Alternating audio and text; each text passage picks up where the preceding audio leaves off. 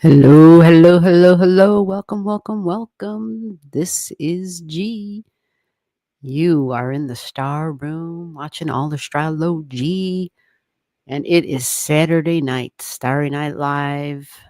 What are we on? The 19th? Yeah, July 19th. And I am just getting my sage and cedar and getting all the good vibes. Getting ready to do some work. Who is all here? Are you ready, ready, ready? Let's see. Let me find the dang chat. Let's see if everything's in working order. StreamYard's made a lot of changes. I don't know if it looks crazy or different on your end, but it looks a little bit different here. But I think everything's all good. Yep, it looks like it's all good. All right, so we got a little bit of an early start, which I would much rather start earlier. So normally we're here at 9:30 every Saturday, unless we're not. That would be on a live. I'm sorry, a private live. So the last Saturday of every month. Starry Night private lives, right? Not on YouTube. We do the same thing we do here. We look at charts, right? If you want to in on that, it's private. It's a smaller group. There's less surprises. I know who's going to show up in advance because seats are limited. All right. So if you want in on it, send me an email and I will communicate it with you, the details. Let me do that right here. Let me put, because I said I was going to do this last week and now I just need to do it. Yeah. This way we can get you guys set up, whether it's for this live stream and you want your chart looked at or for another time or to get in on the private lives. Okay. You know, private lives are nice because some people get an opportunity to talk about stuff in their chart or to ask questions about stuff in their chart they don't feel comfortable doing on, well, YouTube, where anybody could just stumble on and be listening on your stuff. And so it's a little opportunity to have a little bit. Okay, hold on a minute. So it's not doing the usual. Let me see how this works. How do I do that? They made me, let me do this. Oops. Dang, they moved some things. Show comments on the stage. So I can't put this one on the stage? Oh, I did it. Okay, why? I don't know what the hell that other thing means then. So yeah, I'll leave that up there for a short amount of time. I think, I don't know who's here, but hopefully, yeah, we started early tonight. And anytime I can start a little bit earlier, I'm going to try and do that. My mom's on an earlier schedule. She's going to bed earlier because it's so hot where she lives. So yeah, it's just easier on me too. So that's what I really would like to try to do. Oh, Stacy, how are you? She's got a list already. Excellent. I am freezing my ass off right now. It's so cold. Okay, so far only 2 people not passing. Okay. So far only 2 people not passing. Wow. Let's see this list. We got a list, and we start off with Stacy. Stacy's passing. Christy, Miss AK, teamwork is passing. So Christy, Miss AK, 1 and 2 technically. Well, not technically, but you know what I mean. And then Lou S is here passing, and then we have Abatha. All right, we got a small group so far. Of course, I did start early. Cats, you are number 6. Abatha's number 7. Oh, okay. I see them. I got you. So Abatha actually came in after Cats. All right. Well, hello to everybody that's here.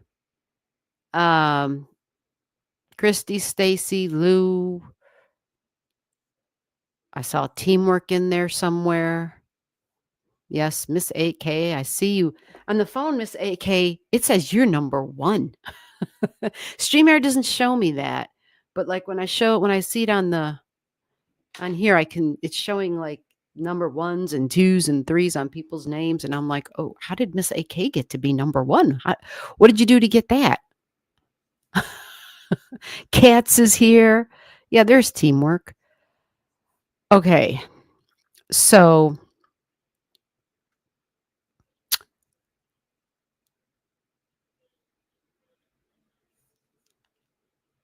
all right, let me get on the ball then, right? Let's just get going because we're here and the whole goal is to be here and to be done earlier. That's ideally what I'm striving for here.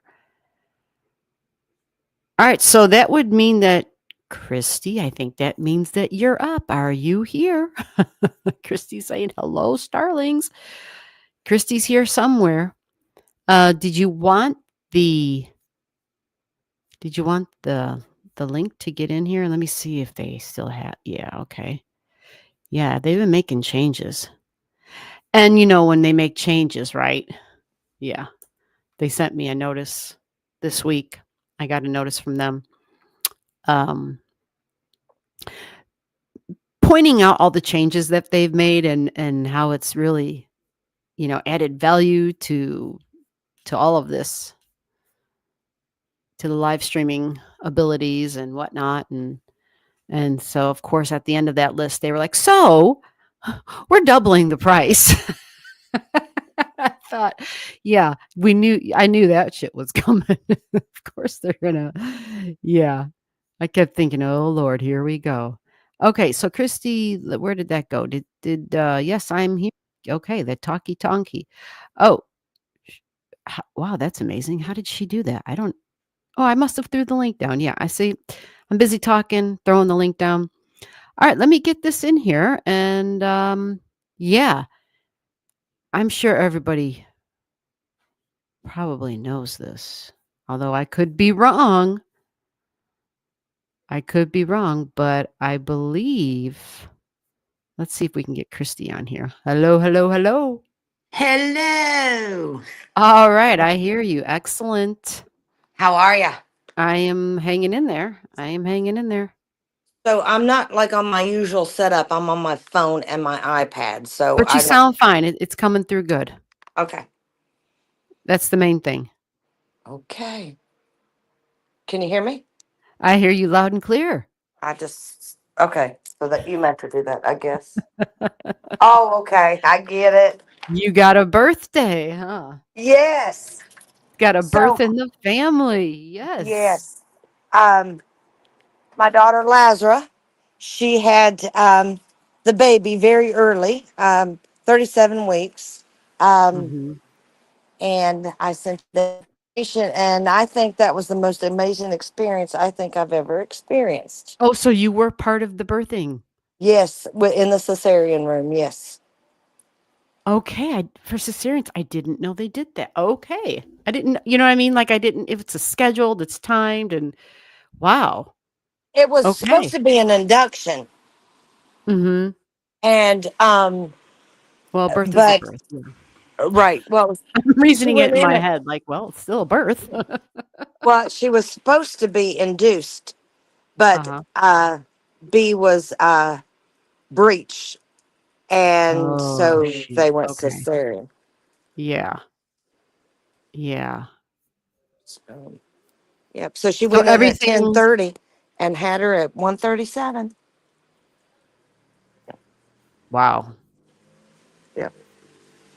So everything's good? Yes, this baby is got a full head of hair. She's little, Wow. but she's beautiful.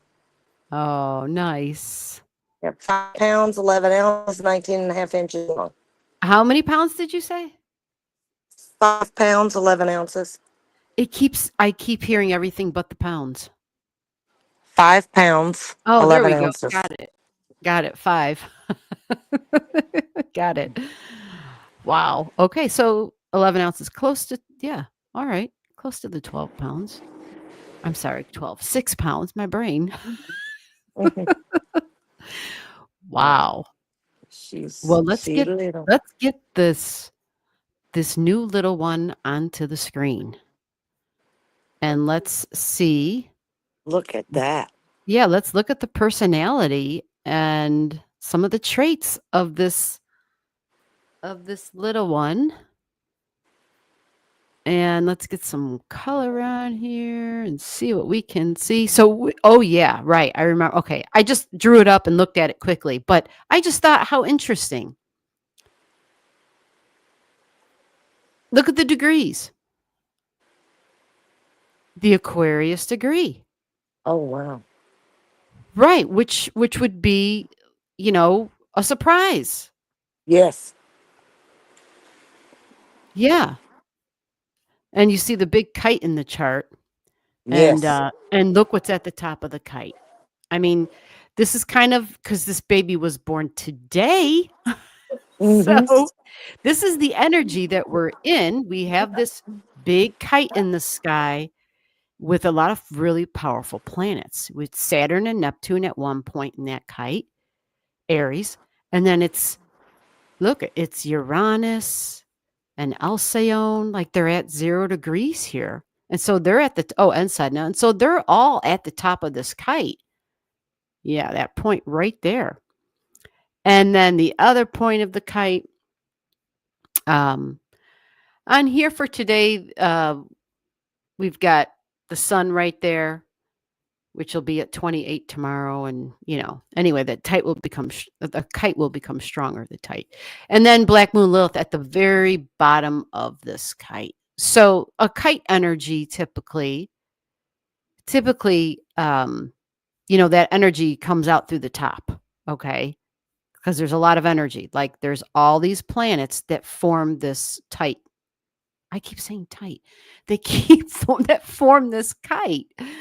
And so all of the planets work together, like, I don't know, in harmony, you could say, and they come out through here. The interesting thing is it's Uranus and Alcyone in Gemini and Sedna that they come out through. So what that tells you then is it's more Uranian energy. It's more like you very different, very unique in a communication style because it's Gemini energy. So talking and thinking and communication, possibly in learning too, because it's Gemini energy.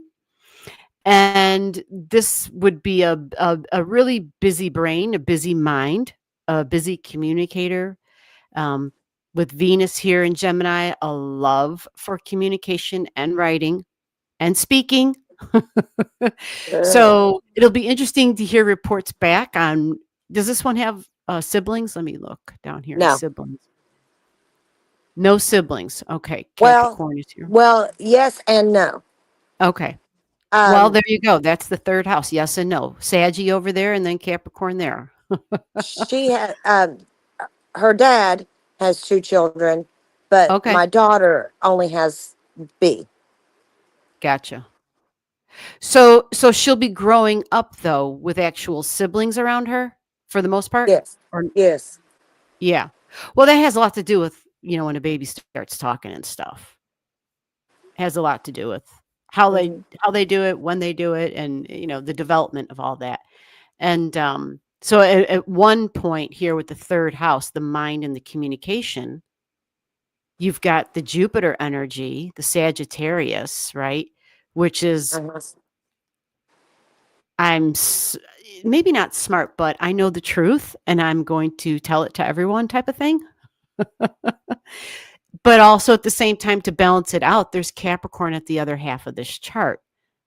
So this Capricorn energy can also end up being a little on the I am the boss energy, but the 23 degrees also on that third house cusp line speaks to more Aquarius energy, which is also some boss stuff. So it'll be really interesting to see. Thank God there's going to be siblings involved because siblings, if you've grown up with siblings, if there's one who, especially a younger one, who tries to be the boss of the older ones, well, the older ones let them know, hey, listen, whether it's through words or actions, they kind of help tame that energy a little bit. So the Sagi is really fascinating too because it's also in the house of values. So this is religion and spirituality and beliefs, but freedom is going to be big and really feeling like they know the truth. And you know how little ones get, right? 4, 5, 6, 7, where they feel like they know more or that what they have in their head is the absolute truth and there's no other truth to it, which is fine, which is fine. But when it's in the house of Taurus, it can get really kind of um it can be really focused on what it values, focused on its values, okay, and what it believes to be the truth. Now, when we're super young, that can twist and change, and this is Saggy energy. So this will be all about discovering truth, right? So this could end up, I think of spirituality and religion, which is really pronounced actually in this chart because of their connection with the Jupiter energy in their ninth house, which is where their natal Jupiter is placed. So maybe not so much like a traditional type of thing, because Saggy wants the freedom. But when someone has Jupiter in their ninth house, which is the house that Jupiter owns, right? It's going to be big on traveling, on religion and spirituality, on freedom, on learning and extended education, but immersing myself in other cultures. So I know this is like way out in the future for a little one, but you will probably start to see hints of that when they're small, seeing the different interests that they have. But again, being really immersed in family and history for the family because we got Cancer energy and it's really big and expansive. So possibly also traveled to the past type of energy. And this can be getting on the airplane and going. Okay.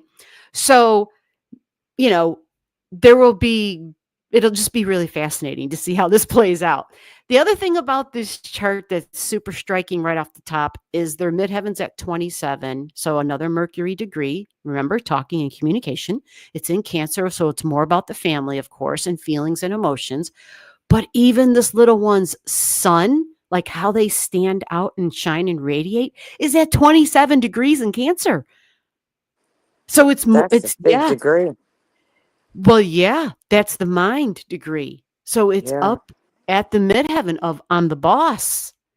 And so this person can be quite prolific in terms of teaching because they have Jupiter in the house of like publishing and extended education. And they have Cancer energy at the midheaven. Midheaven is I'm dealing with the public. You could flip it the other way too, though. A lot about my goal is to be a mom. It could look that way too, because their thoughts may be really focused on family and home and nurturing and being the nurturer. So, but I feel like this is more professional in a way, which that can go a lot of different ways, right? As an adult. But their sun is up there. Their sun is at the midheaven, which speaks to like this double boss energy. So, woo, there's just a lot of strong energy with we got boss in the third house of the mind, right? Very, very, which really speaks to the timeline too for the birth, which was, well, I was supposed to be born, there was a date set, right? But Yeah. I came in on August. my own timeline. I call the Right. shots. Right. And so did her mom. So did her mom. Did the same thing. Oh, really? Okay. So you Yeah. know what? That transgenerational astrology, that's yeah, probably a thing that can be seen in multiple charts of all different family members. Because Lazarus' look, birthday was yesterday. Today's her uh birthday. uh Mm. wow. Wow. What a birthday. Mm-hmm. Fourth house, more Aquarius, which is more Uranus, which is more boss energy as well. Very independent energy. When I Little say bossy boss, boots.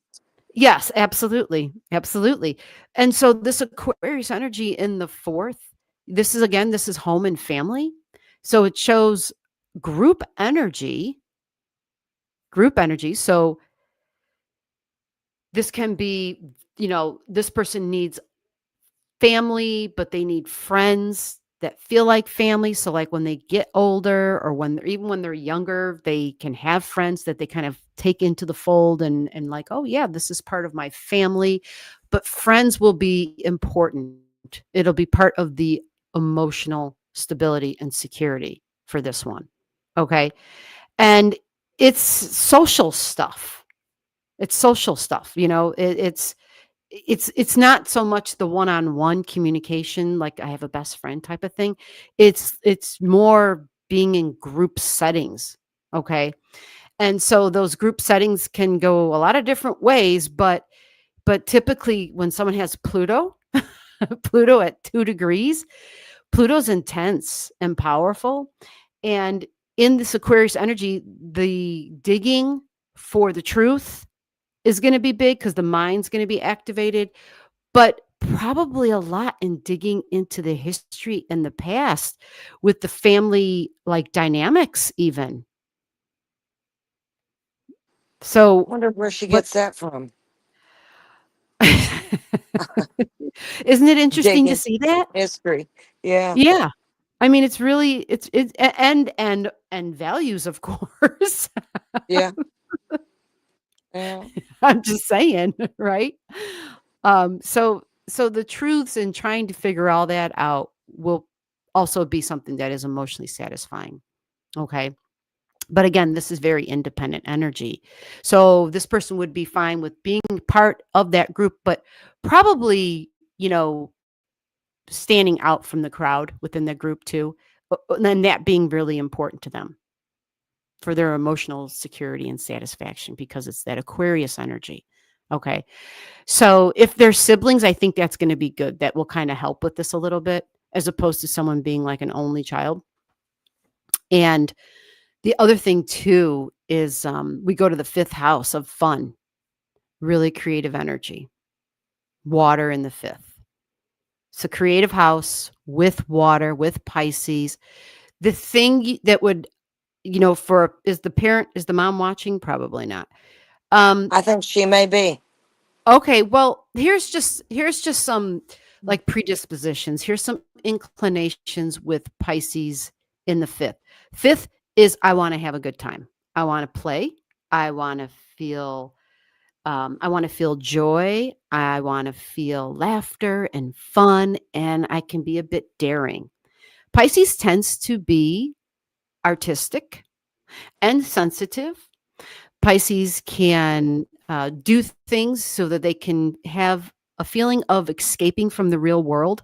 And art would Hmm. do that for this little one. So that's going to be extremely important to establish healthy, creative activities right from the go. Otherwise, when this little one gets to be older, people have to figure out how to do that. And when life starts throwing its curveballs, sometimes people may choose alcohol or other substances to escape and to have fun. You follow? Yes. Yeah. So this would be something because this is music, this is poetry, this is theater, this is all of that. So you would just want this one to have some healthy outlets Yep. established early on. And the fifth house can be quite athletic, even. So this, if it's Pisces, whether it's playing instruments or pretending to literally be acting, but you think of dance and just different ways to be physical and to be creative. Because remember the daring energy of the fifth house, it likes to take risks. Okay, and that's how this person will feel joy and have a good time. Um, they have a moon in Taurus in their seventh house. So, seventh house is relationships, significant one on one relationships. And this can be important, like in terms of anybody in their life that they consider really important. It doesn't have to be just a marriage partner, right?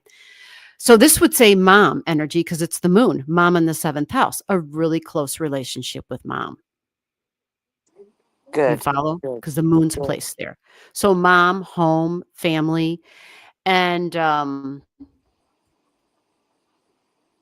at that 19 degrees. Yeah, that's that Libra degree. So that can that kind of re-emphasizes the seventh house. It's all about significant one-on-one relationships. It's the moon at the Libra degree. The only thing about that degree that I would be cautious about is, it can be kind of controlling at times. So, mom might come across as a little controlling. I don't know if, I don't know anything about mom, but the seventh house speaks about those partners, okay, and those people that are really important to us. Uh-huh. Or being super fair and balanced. As long as mom's not striving for perfection, then it shouldn't be a problem. This would also apply to any partners for the future. Uh-huh. Um, okay, the Leo energy is up in the 10th house of career. Good girl. So that's more creativity. Mm-hmm. There's a lot of creativity, and there's a Mercury retrograde there because that's where we're at right now. So Right. with this Mercury retrograding through there and Leo in the 10th, um, this again is Mercury and the Mercury at the Mercury degree. So talking and communication. But Leo again is about fun. It is creative and artistic, but fun and having a good time and probably entertaining and entertainment because that's that fifth house energy too. But so is this 10th house with Uh-huh. Leo there. It's all about a profession for entertainment and just standing out, right? But this can Uh-huh. also have something to do with hair. Sometimes these folks they become like these, stylists, and they do hair, they color hair and makeup and whatnot. And, it just depends on how this little one chooses to move forward with that kind of energy. Uh-huh. Um, Her Regulus is at 0. yeah. Regulus has been at 0 for that's normal because it's been there for a while now. But Mine's what's at really 29 in the right. 10th house. Yeah. Regulus is really slow. Yeah. And so it took that long for Regulus to go to 0. You know when you were born, right? Right. Yeah. So Yesterday. it's right. Well, okay, yes. Yeah. So Regulus at 0 degrees, but so is her 11th house cusp line, Mm-hmm. which means so is so is her 5th house cusp line. So, that does speak to some of the stuff that as parents we're going to look out for, like, the stuff we got to be cautious about, right? Because this is an extreme degree on that 5th house. When we talk about that Pisces energy, making sure there's healthy outlets for creative expression and fun, right? Because of the 0 degrees also. Okay. So also this means that on the 11th house of friends, it's 0 degrees. So that can be Mm-hmm. extreme. So what I think is very helpful is Virgo energy. If anything, this is probably going to be probably some major critical nitpicky type of energy at 0 degrees. So this little one might be kind of selective as to who she would put in her group of friends because it's Virgo energy, very practical, logical, down to earth. But it is at the 0 degree. And normally with Virgo, that's, it's also striving for perfection. And so there might be some of that striving for perfection kind of stuff that she just may have to come to terms with later in life, right? Where she might realize, oh, maybe I'm a little too much this way or that way. But Virgo is, it's, I love that it's very practical and logical. And this reemphasizes more Mercury energy in this little one's chart. So far that there's just been Mercury popping up all over the place, right? Right. Lots of Mercury, busy mind in communications. What I will add is because of the Gemini energy, which Mercury rules, is in the 8th and the 9th. Some of this 8th house stuff, there's a lot, right? We've got Venus, and there's just a lot of planets sitting here in the 8th. The 8th house can speak to vulnerabilities and wounds from the past. And not, we're talking just bringing forward some hurts and wounds from another time, okay? Yeah. And so with that can be a little something with the learning, meaning there can be, you know, might not be anything major because of the Gemini or because of the Uranus and Gemini, which really speeds the mind up. So it does speak to somebody possibly being like a really fast learner, and Mercury's way ahead of the sun, which is all about, yeah, getting stuff ahead of time and picking up on stuff really quickly. But at the same time, she does have a lot of Gemini in the eighth. So there might be some learning wounds, right? And but what that means though is it's probably more emotional than anything. And I know that's going kind of deep because this is like so far out. How you going to know this? How you going to see it develop? You won't see that develop probably for a little bit of time. But there just might be some subconscious wounds about learning and peers and friends and siblings and neighbors and coworkers and all that kind of stuff and communicating with those people. Okay. And the kinds of communications that we have. So this is also social media, by the way. So with that, yeah, that might actually be a good deterrent because God knows social media has just turned into straight hell. um, That's true. yeah, it's just it's anyway. If we're not really savvy with it, it's quite damaging. The descendant is Aries at 23. So again, that's that Uranus degree, that's that Aquarius degree, which can be surprising. Descendant, right? Partnerships. There can be some surprises because it's Aries. There can be some, we think the ego and impulsive, right? Can be soldier type of energy, a fighter. This is really feisty energy here. It's Aries with a taste of Uranus, which is very, hot-headed, can fly off the handle, I can be can't wait. surprising and shocking. Hmm? I can't wait. Well, I mean, let's take a little bit further of a look here and see that 23 degrees has a big trine that's going to add to this fuel, this fire energy, because there's 23 degrees down here in the third house of freedom and traveling. And I know the truth. This trine's the descendant energy. It's a nice trine, like an exact trine. You follow? Yeah. So that would tell me to just, you have, it's hard with little ones, especially when they start dating and stuff like that. It's really difficult. They want to be free. They want to, do what they just want to feel like they're untethered and be able to just live. So with the Saggy energy and the Uranus flavoring there at both sides of this, it might be a challenge.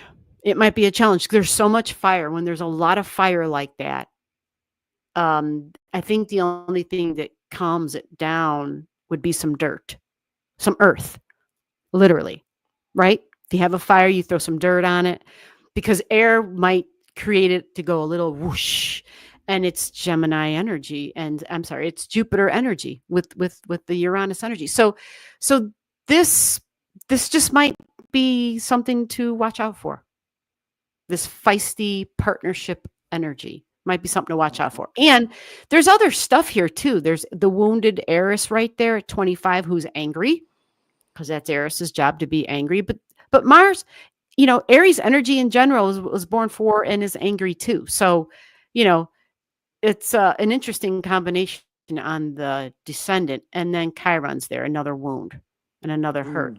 So these are things, the wounds and the hurts can actually slow the process down of somebody being really impulsive and just saying yes to, the impulsivity and just saying yes to whoever comes along. The wounds and the hurts might actually create a little bit of a drag, which I think is actually good. We need something, we need like a parachute on Aries' ass, basically. and, and I think that's a good thing. The relationships do spark up a little bit more of a concern in that all her 12th house is pretty much all Libra. She's got Libra in the 12th, and that Libra energy is that seventh house stuff I was just pointing to and talking about with the Aries there, and then the Uh-huh. Taurus through the rest of the house. So this is hidden relationships or relationships that are very far away, right? In another country, even that are just very far away. So we go and look at her Venus, and she's got Venus at 16 degrees. And wouldn't you know it, this is the family degree. This is the moon. Yeah, really Wow. interesting. So this one, Christy, there's probably some strong similarities in a way to other than the things I've already mentioned, but also wanting to, you know, connect with people who are, Who are you know, in another country possibly, right, people who are far away and them feeling like family because this right. Venus rules that Libra in the 12th. You see? Wow. And this Venus is in her 8th house, which is also like this past life energy of the 12th, Hmm. you see? Yeah. So as an adult, right? But that's just, it's, yeah, there's just a lot of similarities with the past. There's a lot of history in this chart. Wow. Yeah. And so the Scorpio energy, I didn't really talk about that, but Scorpio in the first house gives somebody a lot of power, a lot of depth, a lot of strength, at least by their appearance. So they can, even though she's got Libra on the ascendant, which would suggest someone who would be beautiful and pretty looking, also very unique looking, which can be a very powerful combination, Right. right? Um, there will also be an intensity to this person because of the Scorpio energy in the first pile in the first house. What the hell is going on with my words? Like the first letter of my words is very off right now. Um, so yeah, there's that. And then the Scorpio of shared values. So this is like inheritances and insurance money. You know, these people, the second house is how I make my money. And so this is the Oh, detective of my favorite house. yes, your favorite house. The Uh-huh. detective of yeah, the detective of the Zodiac is Scorpio. The Oh, archaeologist, I will dig for that. I will research for that. 21 degrees, so this is Jupiter. So something with the law could come into play there. And I don't mean the law as in let's arrest somebody. I'm talking about like somebody who does like legal research, possibly even because it's Jupiter energy. You follow? And wow. she's got all this Jupiter in her second house with the Saggy filling it up Uh-huh. because this is like the justice system, right? And lawyers in the Sagittarius energy, in addition to freedom and traveling. Right. Okay. Wow. So I think I've hit all the main points. One more question. What's her Yeah. superpower? Say that one more time. What's her superpower? Oh yeah, thank you. Well, I kind of touched on it. Uh-huh. Well, the Pluto stuff is part of it too. But the North Node um, is what her goals will be. And so the opposite of that is the Virgo energy of the details. Again, more Mercury energy. This is her innate knowledge that she was born with. How to dig, because it's Virgo in the details, and Mars is right next to it at 18 degrees. So it's very physical energy. It's going to Hmm. take the superpower and it's going to do it. It's not going to sit down on it and be like, oh, I do that sometimes. It's going to take action on it because Mars is conjunct her south node. So Virgo can be all about cleaning, organizing pets, animals. And pets may end up, the friends and the pets, yeah, that Uh-huh. could be a real thing for this one, just depending upon, the exposure. But plants and animals, because it's Virgo, and we think of like I was going to say apothecary, but herbalists and stuff. Uh-huh. Yep, and like alternative modalities for healing and nutrition and food and all that good stuff. That's Virgo too, right? These are nurses as well. Like I'm thinking of more traditional things, home healthcare aides, but these can anybody who's like, I'm ready to serve and be of service. Her superpower is in her 11th house, which is an interesting combination because this is her friends. She'll have friends that will align with her superpower, That's good. which can be nice and supportive. Right. And the 11th house tends also to be other than technology and science and astrology and, all that good stuff. Mm-hmm. um, it can also be serving like the greater community, like humanity. This is Right. the house of the humanitarian and the inventor. So Wow. when we see the 11th house energy activated with Virgo, it's helping the group in a very practical, tangible way, Mm-hmm. but taking action. This could even be service in terms of military, for sure, Wow. because this is probably going to show up and she's probably going to kind of feel like that, especially with the military on partnerships too. It Uh-huh. reinforces that having this here. It's group energy, but again, it's Aries, but Mars rules it, right? And so you Right. see how she might be drawn to that in Right. for a part, yeah. And she's got all this in the daily routines, the house of Virgo. Virgo's the sign that we're talking about. So Mars rules all that Aries energy, and her Mars is a very I'm going to serve. You see, Virgo serves one-on-one. But when you're in the 11th house, it's servicing a group, Wow. right? It services the group. So with Mars there, maybe it's somebody who gets into the military. Maybe it's service in another way, but being very physical. It can go a lot of Right. different ways. Wow. Yeah. So that's her superpower. And it will make it likely a little bit more difficult to express her north node because she has Nessus next to her north node. The Nessus can be, it can kind of trip us up, I think, because Yeah. it's in the confusing sign of Pisces. So we really have to make sure there's some awesome examples of creativity and creative outlets to take from go. Well, who's her kizzy? Who's her mama? I Well, could teach her that. absolutely. Absolutely. That will be important. That will And be really important. Lazara draws too, and she Oh, paints, good, and good, good. That's so great. yeah, That's great. yeah, Yeah, that makes sense. A Taurus moon.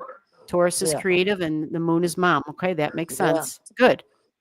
Well, yeah, and the Libra energy with Taurus too can also be like textiles and clothing and makeup and like there's a lot of different ways where we can, you know, where we can show that and let that express. Food, for sure with Taurus. Big time. Chefs, cooks, baking, whatever. Like all these home things, all the domestic stuff. There's a buttload of ways to be creative, right? Right, right, Yeah. right. There is. There's a ton of ways to be creative. And a lot of them, everybody always thinks, oh, well, I don't play the piano. I don't play the guitar. Uh, I don't paint.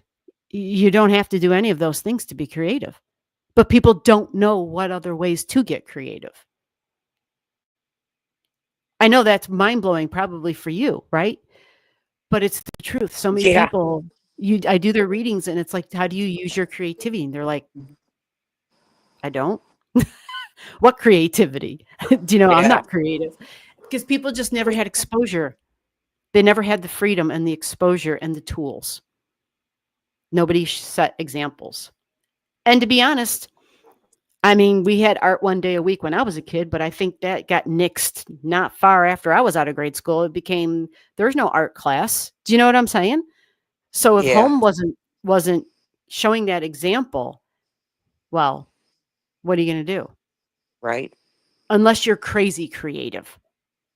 And it's, Well, the people where it's just dripping from them, they'll find a way, right? Or I should say right. that the art comes to them in a way, like the tools come to them. But for the people who aren't insanely creative, then they get caught. And you know what they do? Well, then they use their Pisces energy in an unhealthy way. Yeah.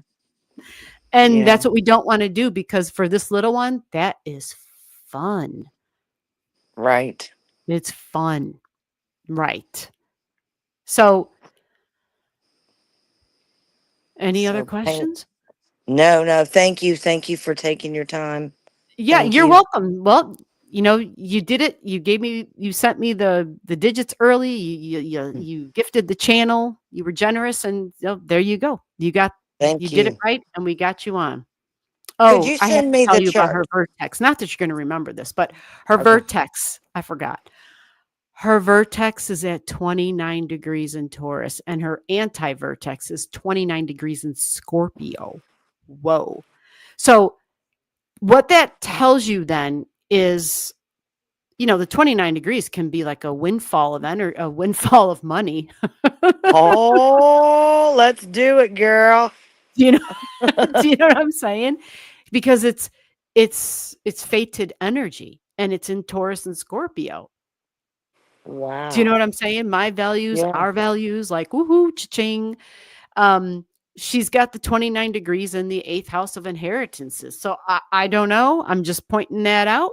There might be times, especially when she gets older, where you can kind of, you know, look at it and move some things around and be like, I wonder if this is going to be an interesting time for her.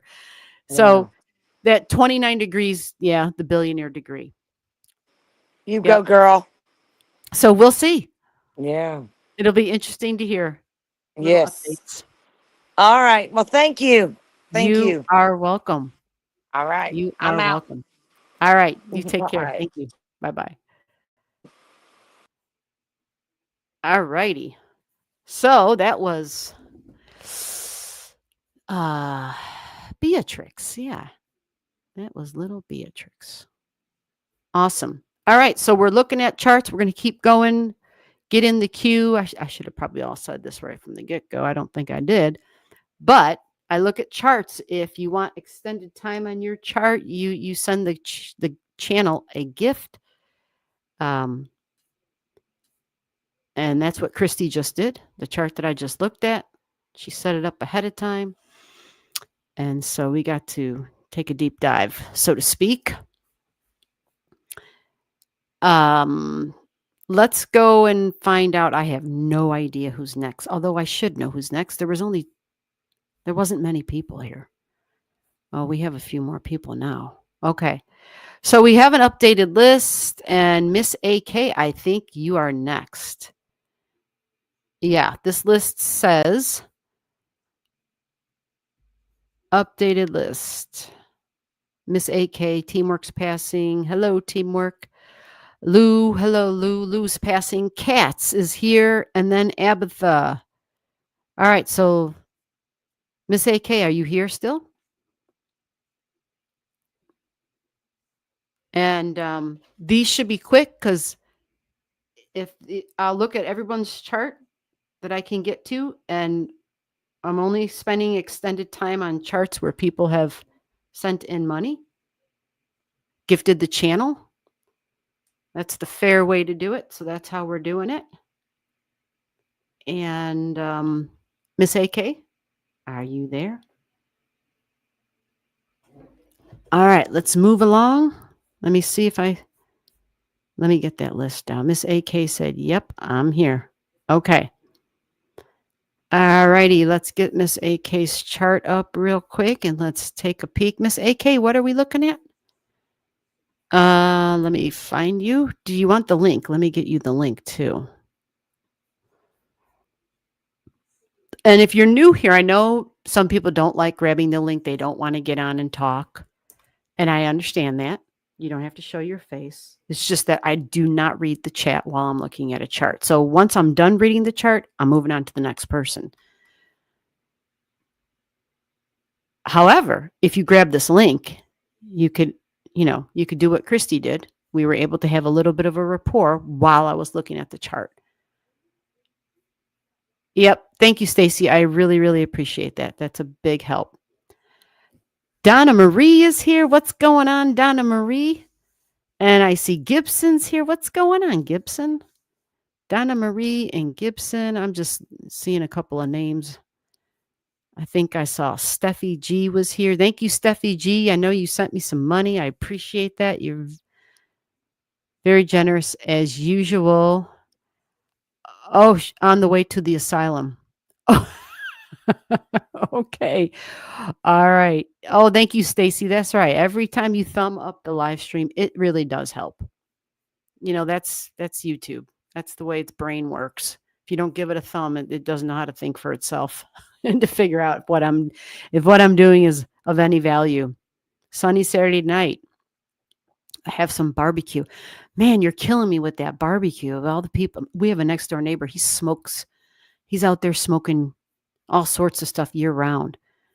And it could be 9 o'clock in the morning, and it's like, dude's got the barbecue going, and it's like, whoa, you're killing me. You're killing me, dude. All right, so let's get Miss AK in here. Miss AK, did you get the link? Oh, good, she did. Excellent, because I'm babbling. All right, let's get her on the stage so I can get to work. Hello, hello. Hi there, G. All right, I can hear you very good. That's good. How are you doing? I'm okay, thank you. And what am I looking at? Um, Anything. Anything. Okay. Actually, I've got a question. I've just got one question. Yeah. So I just wanted to know if it's my birthday on Monday, and I just wanted to know if I'm actually going to become a millionaire. I want to know if I'm gonna become a millionaire or not, and how I'd become a millionaire. That's all. Did y'all hear that? I want to know if I'm going to become a millionaire and how I'm going to become a millionaire. That's two parts, by the way. Yeah, And that's all, she said. that's all. So your birthday's on Monday. Yeah. You're not becoming a millionaire on Monday, right? Is that what you're thinking? You're going to play the lottery and you're a millionaire on Monday? No, I meant like later on in a couple of years.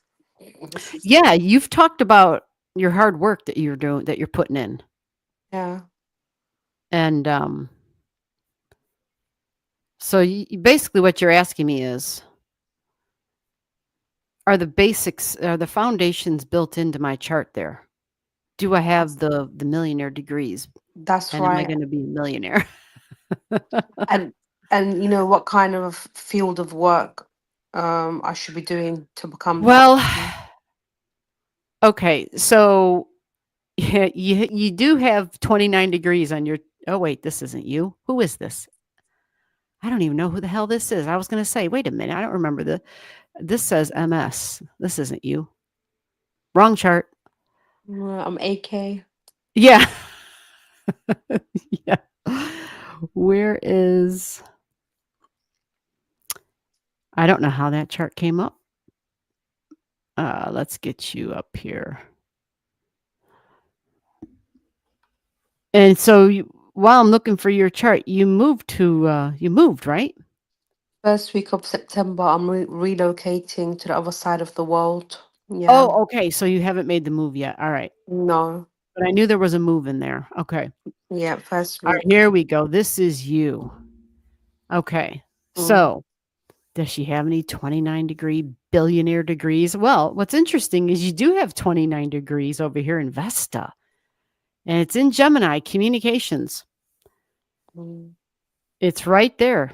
And it's sitting in your 6th house of work. So I'm going to just read right from the software when it talks about Vesta energy. Because I think people are like, okay, what can I do with that? It's saying right here, networking and coordinating are two key factors. Communications is big, exchanging information. It says intellectual conversations may be what sparks you and possibly where you stand out. This is also Gemini, so it's the writer.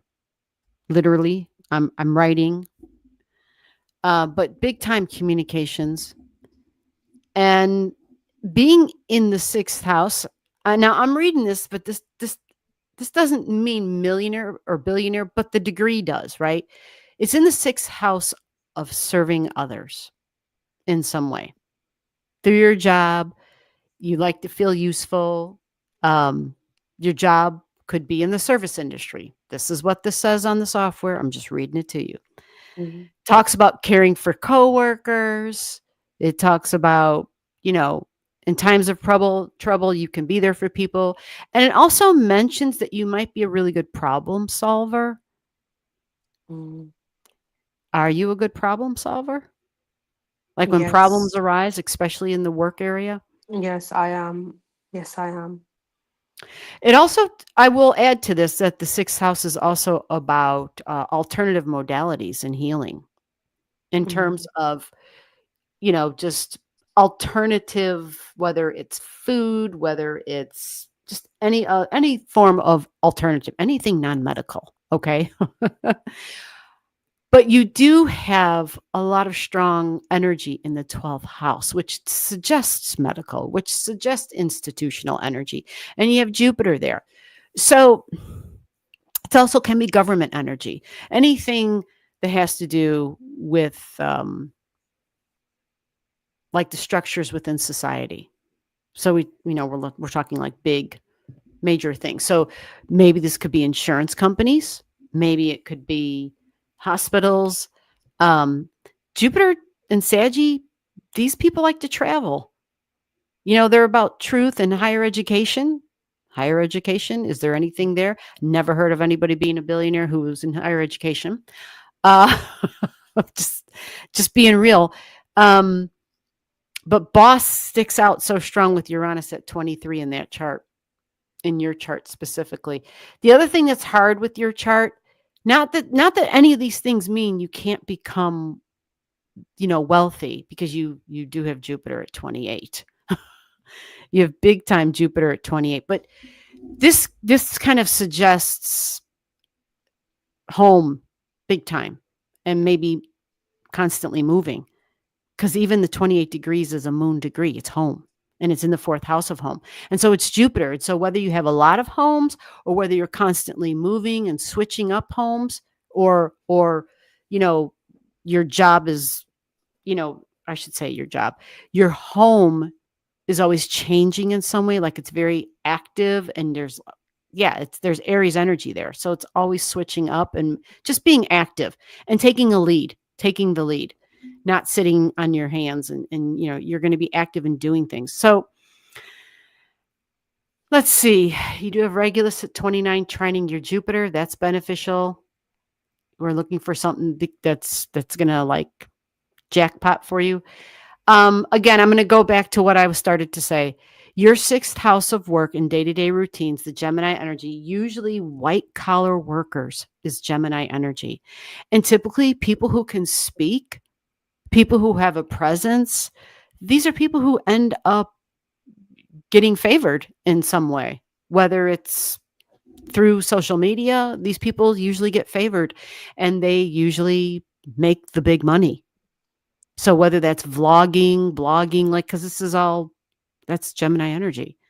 So I don't know if you've ever dabbled with any of that, but communications, because your moon is even here, but it's in the Virgo energy. So it really is about, Virgo always wants to walk in and make something, like to fix something or someone. It always looks at something and says, how can I make this better? How can I fix this? So you have your moon here. So you kind of need that. Your moon says, this is an emotional need that I have. You follow? And Yes. by your question, I'm assuming you don't like what you do, what you Well, currently do for making money. I'm a recruiter. I love it. I love what I do. I'm a recruiter. So you I love re- it. yeah, Okay. So I if you love it, are you thinking you're in the wrong field then, though? Because there's no way you're making your money doing what you do. only if I went solo, then I'd be much more successful. Well, Solo. Sagittarius energy, Aries energy, Mars energy, these can be strong solo energy. Mm. And you have a lot of strong solo energy. You have Aries in the fourth and the third. Your North Node is in Aries. You follow? That is, that's that Mars energy, which is solo. So if you know, if you already, so you have something you love to do, and you know that you could make more money if you did it solo. Am I understanding that right? That's right. So what are you waiting for? You got the recipe. It's just hard at the moment, um, with the job market down here in the UK. But so that's why I'm taking on the new job. So that's the Okay. reason why. Yeah. Mm. So then, unfortunately, then the answer might be to go ahead with what your plans are and taking this other job. And if there's a way to start to develop the solo career on the side. Yeah. Exactly. I Yeah. mean, nobody ever wants to hear that. I know, because that's double work, and it actually more than double work, right? Because it's, it's a lot harder. You're creating your own stuff. But I think that in your chart, you have a lot of like the 28-degree stuff that you have. Um, it suggests connecting to your Jupiter, and Jupiter's your greater benefic. Yeah, you have Jupiter in Aries, solo. It suggests that if you give it a shot and try it, it probably will take some work, but if you stick to it, maybe you'll reach your goal.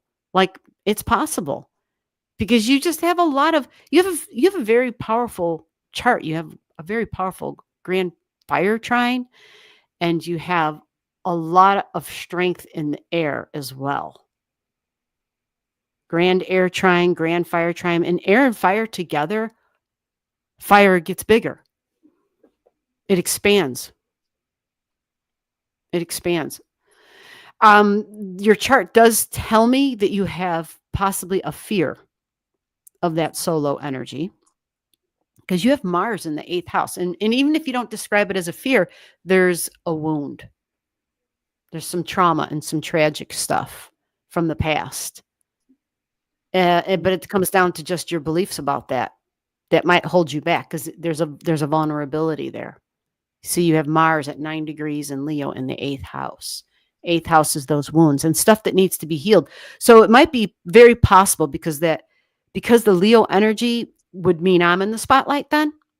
I'm not saying you're not right now, but with the Leo energy, especially with Mars there, you would definitely are the ringmaster, so to speak.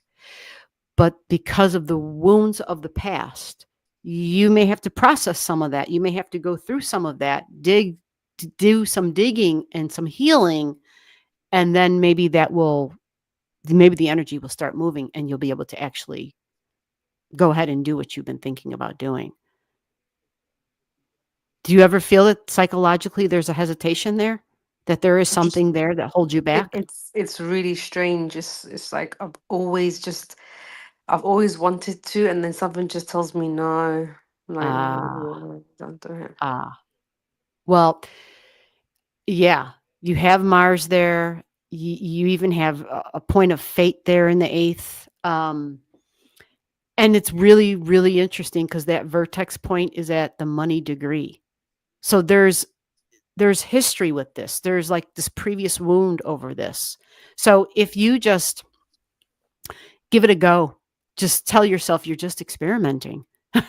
I'm just experimenting. I'm just playing around. We're just going to see what happens.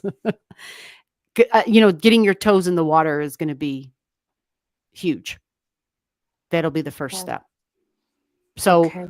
give it a go. And also remember, this 8th house energy, no matter whose chart I'm looking at, getting professional help for our 8th house stuff is always recommended, because we can't deal with something that we can't recognize, that we don't understand. We just know there's something there, but I don't know what it is. And it just gives me this feeling of hesitation and don't do it, right? And this fear. So if somehow, you can somehow get help to process that, even art might help process that, because it's Leo, it's creative. It might get it to flow and move and wiggle things around so that things aren't stuck. Mm. Because to me, it sounds like you're doing what you want to do, but yet you feel like, okay, I might not be on the right path. But I say you have the recipe. You just need to go ahead and start doing it in some way. Definitely. All right. Yeah, thank you so much. You are welcome. Let us know. Bye bye. All right. Bye-bye. All righty. Let me move along here. Uh so let me scroll down so I know what I'm doing. Oh, so Miss AK Lou S had something to say. There it is. I'm trying to find out who goes next. I should know this. I already said who goes next. I think it's okay, so teamwork Lou, it's Cats already. Is that right? Cats and then Abatha. Yeah, that's right. And then Magically Intuitive, Steffi Pass, Gibson Murphy, Donna Marie Pass. Okay. Donna Marie, I keep forgetting to ask you, what's the name of you started a YouTube channel. What's the name of it? I maybe it's just the channel that says Donna Marie. I don't know for sure, but I just thought I would ask. I thought never even asked. So Miss 8K, double effort can be short term. Perhaps focus on the results of the short term to reap the long term as you are deserving and worthy. Okay, there you go. That's from Lou S for you, Miss 8K. Cats, you're up. Are you here? Calling cats, calling all cats. Miss Cats is next. Where's Cats at? Miss AK, you are welcome. Lou S, Miss AK is saying thank you. I'm sure you can read. Okay. Uh, let me get along here. Did Cats go to sleep on me? Cats, are you there? Hello? Going once. Cats, are you there? Going once. Time to check in, folks. If you're here, if I call your name and you don't respond, I'm going to the next name on the list. I don't want to pull up the chart until I see that she's here. Yep, roll call. Exactly, roll call. If you're here, let me see you in the chat. I'm moving along. Cats, where are you? Hello, Cats. All right, if Cats isn't here, how about Abatha? Here's the link. Somebody named Will is here. What's going on, Will? How the heck are you? Abatha. Look at this. Look how fast the lists go. They go fast because people fall asleep. People fall asleep. People go get a slice of pizza. People go get a bowl of ice cream. People go get a cup of coffee. The list can go on and on. People could go and get a cup of broth. That would be me. Hello from Orange County. What's up, Orange County? Abatha is here. All right, the roll call. What's your weather, Orange County? Abatha is here. Let's get Abatha up in the star room. All right, let's get Abatha on here. Hello, hello. Hey, how are you? Abatha, how are you? I'm good. All right, what are we checking out for you tonight? So I have a question. I'm trying to What's your I'm question? trying I'm trying to move. So I was just wondering, when do you see me be able to move? In my chart, please. Oh, you want to make a move. Yes. All right. All right, let's go and check that out. Let me go find A, the B. I know I have your chart here. Don't I have it here like twice or something? Yes. It's Well, you were persistent, that's for sure, because I had you twice, which means you came multiple times. All right, here we go. At least I remembered that. Let's see if I can get this on the screen. Abatha, there we go. Oh, it's been very hot. We had some gross weather today. It started off nice. It was just in the 70s. And then,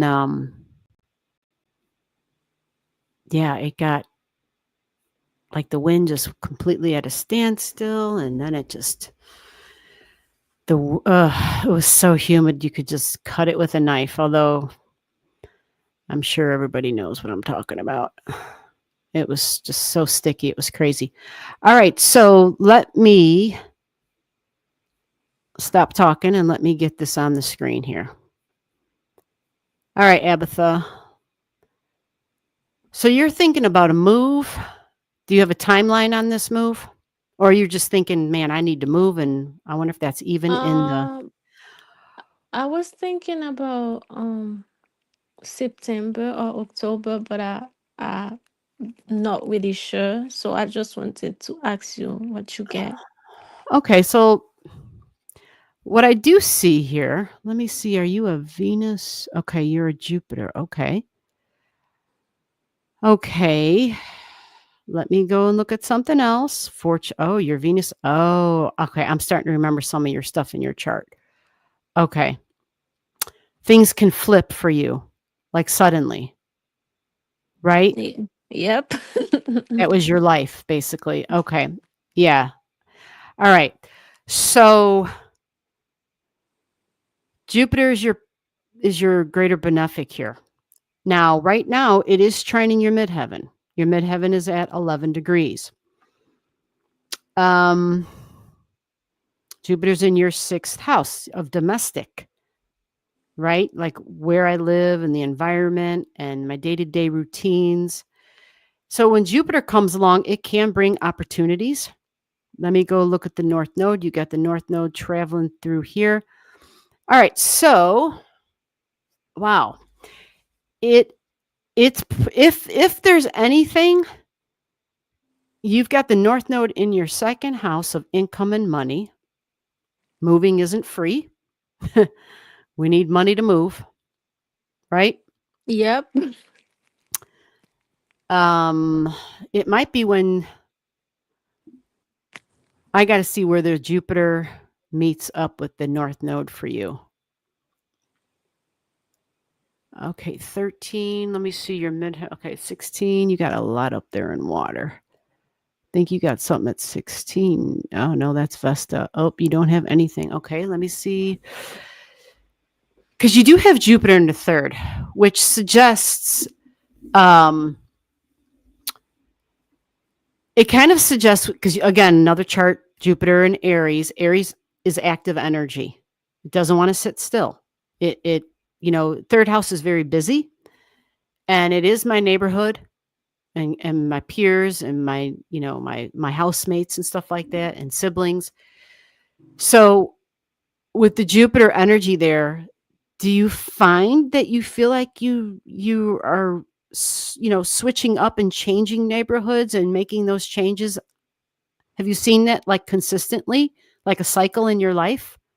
Yeah. I'm always going through a change. But I So mean, where you live.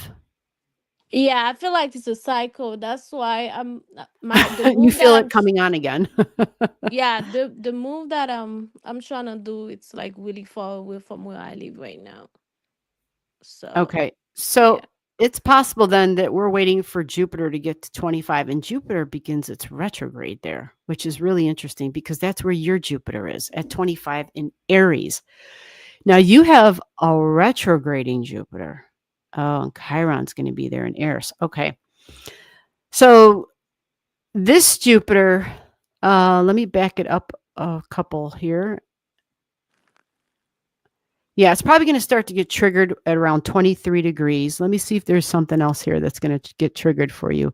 Okay, yeah, you also have Pluto going through your 1st house, Venus in the 8th, Sun in the 9th. Okay, Mercury up there in your 9th too, and then Mars coming upon your midheaven. Okay, this is interesting. This might amount to something, but this isn't until October. Okay. Yeah, this isn't until October. So if you're planning, if you're looking, if you have options, it's a possibility that this happens around that time because the Jupiter up in the sky starts talking to your Jupiter in your third house. It is a square, but it's a Jupiter square Jupiter, which normally teaching is that's never a bad thing, especially if Jupiter is your greater benefic, which it is in your chart. Jupiter is your greater benefic. So you might have an opportunity with Mars at the midheaven because it might be a work thing too.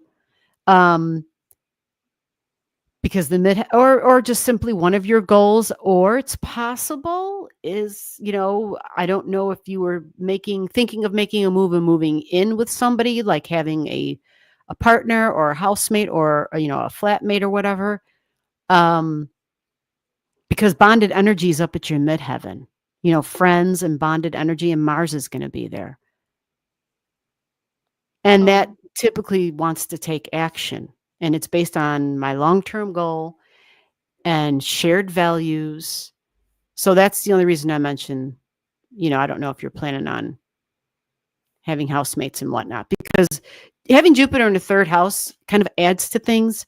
It can create a lot of independence in Aries, but at the same time, it can also create like, maybe you have a lot of assertive individuals around you. Jupiter and Aries can be like a freaking army. You know what I'm saying?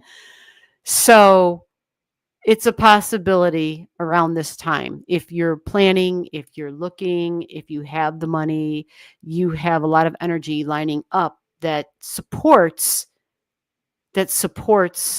what you want to do. Okay. All right? Yeah. All righty. Thank you. You're welcome. You take care. Hope it helped. You as well. All Thank righty. you. Yep. Bye-bye. All right. So where the heck are we? I'm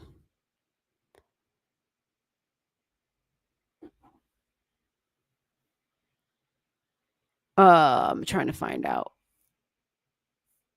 I think I lost her list. That's what I think. Let me back up. Oh no, it just was way down there. Okay, so we just did Abatha, Magically Intuitive. Are you here? Gibson, are you here? So I got someone in the green room and I don't see your name on the list. We do a first come, first serve. So are you any of these people on this list? Because you see the list I have?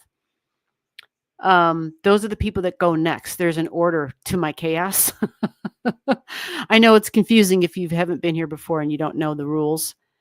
I try to have a little bit of a structure built in. So yeah, Magically Intuitive, you're next. Are you here? Going once, Magically Intuitive. Hello, hello. Oh, let me go to the private chat so this person can tell me who they are. Oh, got you. Okay, I see. So that's Will. Okay. Will, no problem. Just hang around because this list is going fast.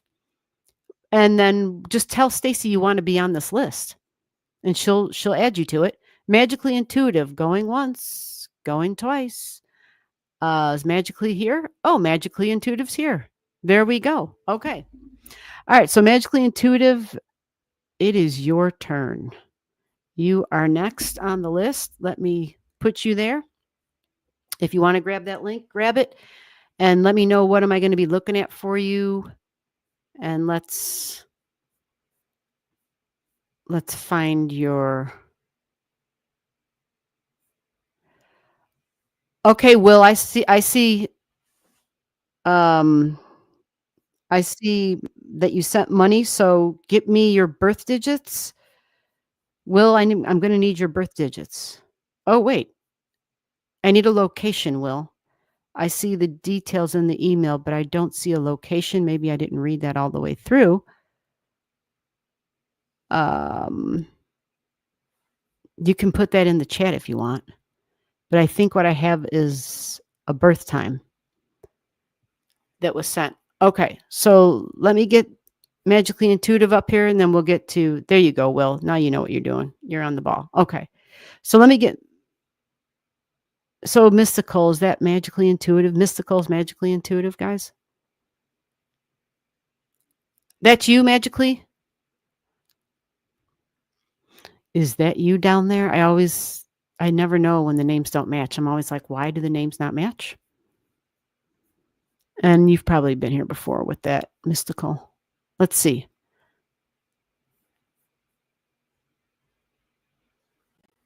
Okay, so magically. All right, let's see. Hello, hello, Hello. hello. Hello. Hello. How are Can you? you? I'm good. So, what's your name? My name is Kristen, but I have my name as Magically Intuitive. Gotcha. I just had to double check. Yeah. I don't know why it comes up different. So, what am I checking out for you tonight? I wanted to check my next week. I sent a donation to your Cash App. I don't know if you got it. Well, if the Cash App doesn't alert me, then I didn't get it. I sent it to the link that's in your description.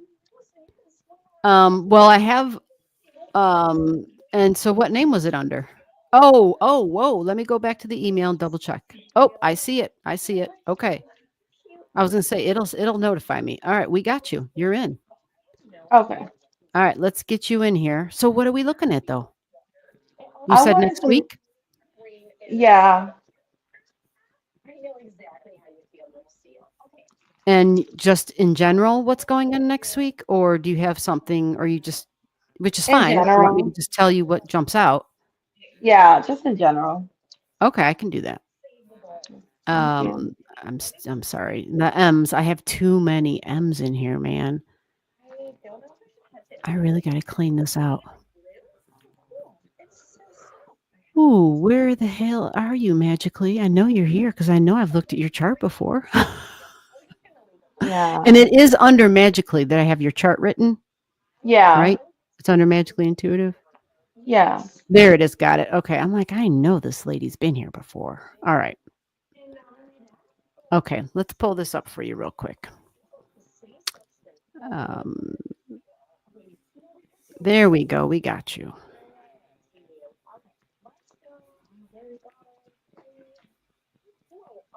Okay.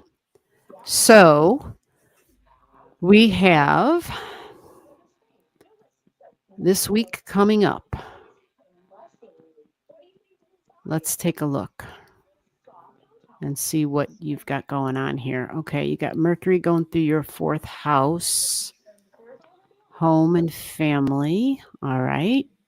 Lots of Leo energy.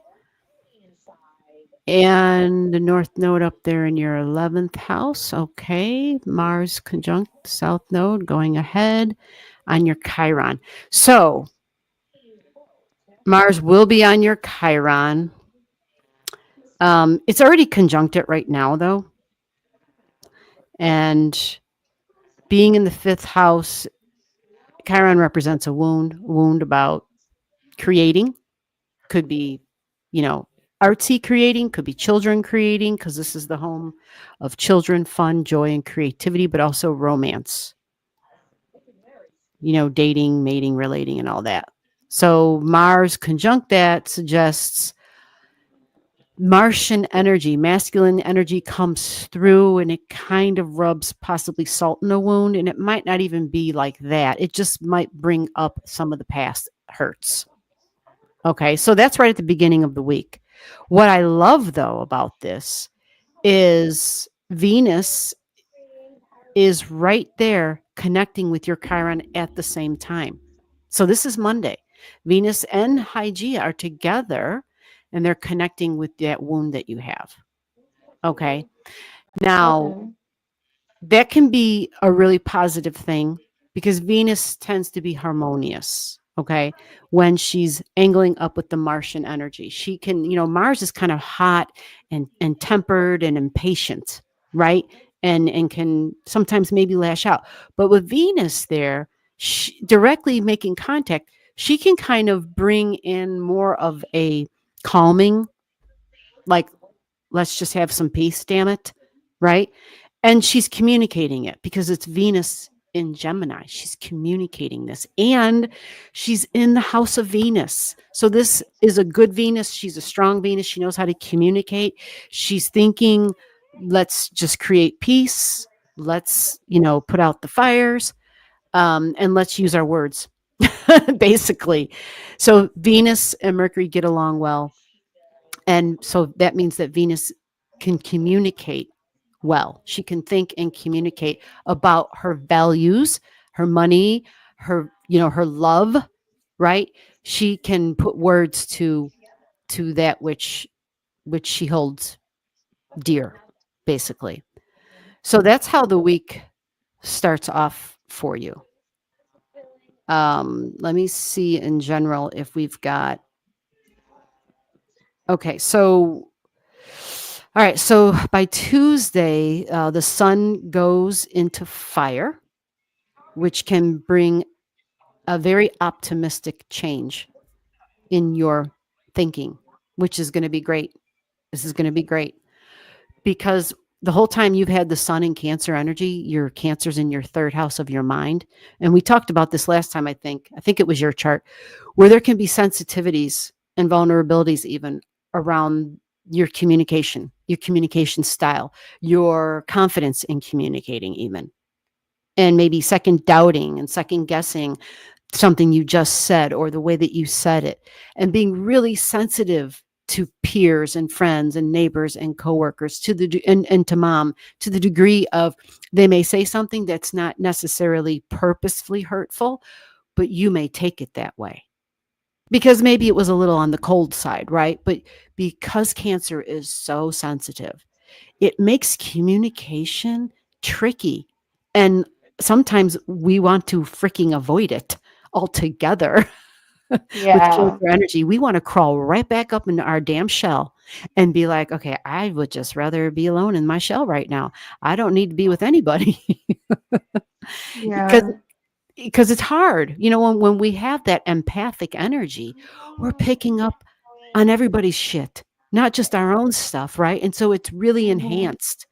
And you have Taurus in the 12th, and Taurus picks up on all the five senses and more: smells, taste, touch. Taurus picks up on all of it. And then you even have a little bit of Aries. So there's a lot of sensitivity that. When were you born? 1995.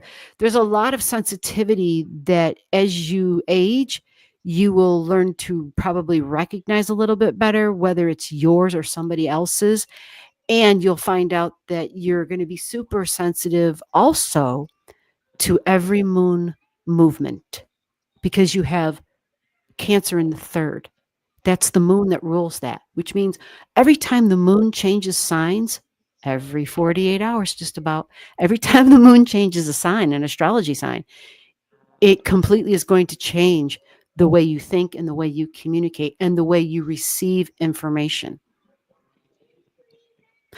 And that can color communications with people around you, whether it's online, people who you consider, you know, friends, coworkers, neighbors. It's going to be colored by the moon. So you would do well to start following the moon cycle and journaling it for yourself to keep yourself sane, especially going forward, just as maturing and just better understanding self for that reason alone. So I said all of that to explain how the sun is no longer going to be in emotional Cancer energy once it hits Tuesday. It'll be in Leo. Leo is courageous. Leo is fun. Leo has a sense of humor, meaning somebody can say something and you may let it roll off of you and might even laugh in response to it, whereas before you couldn't do that. You were way more sensitive about it. And Leo likes to take risks. Leo's going to be about, yeah, I got a little oomph in me now. I don't, it's okay to get a little bit of attention. I don't mind, talking and somebody looking at, I mean, you got 3 degrees Gemini, but Leo tends to kind of want that fun and the entertainment and anything to let, hold on a minute. This is probably, you know what? Hold on, guys. This is my mother. So this is not normal. Give me 1 moment. Okay. Okay.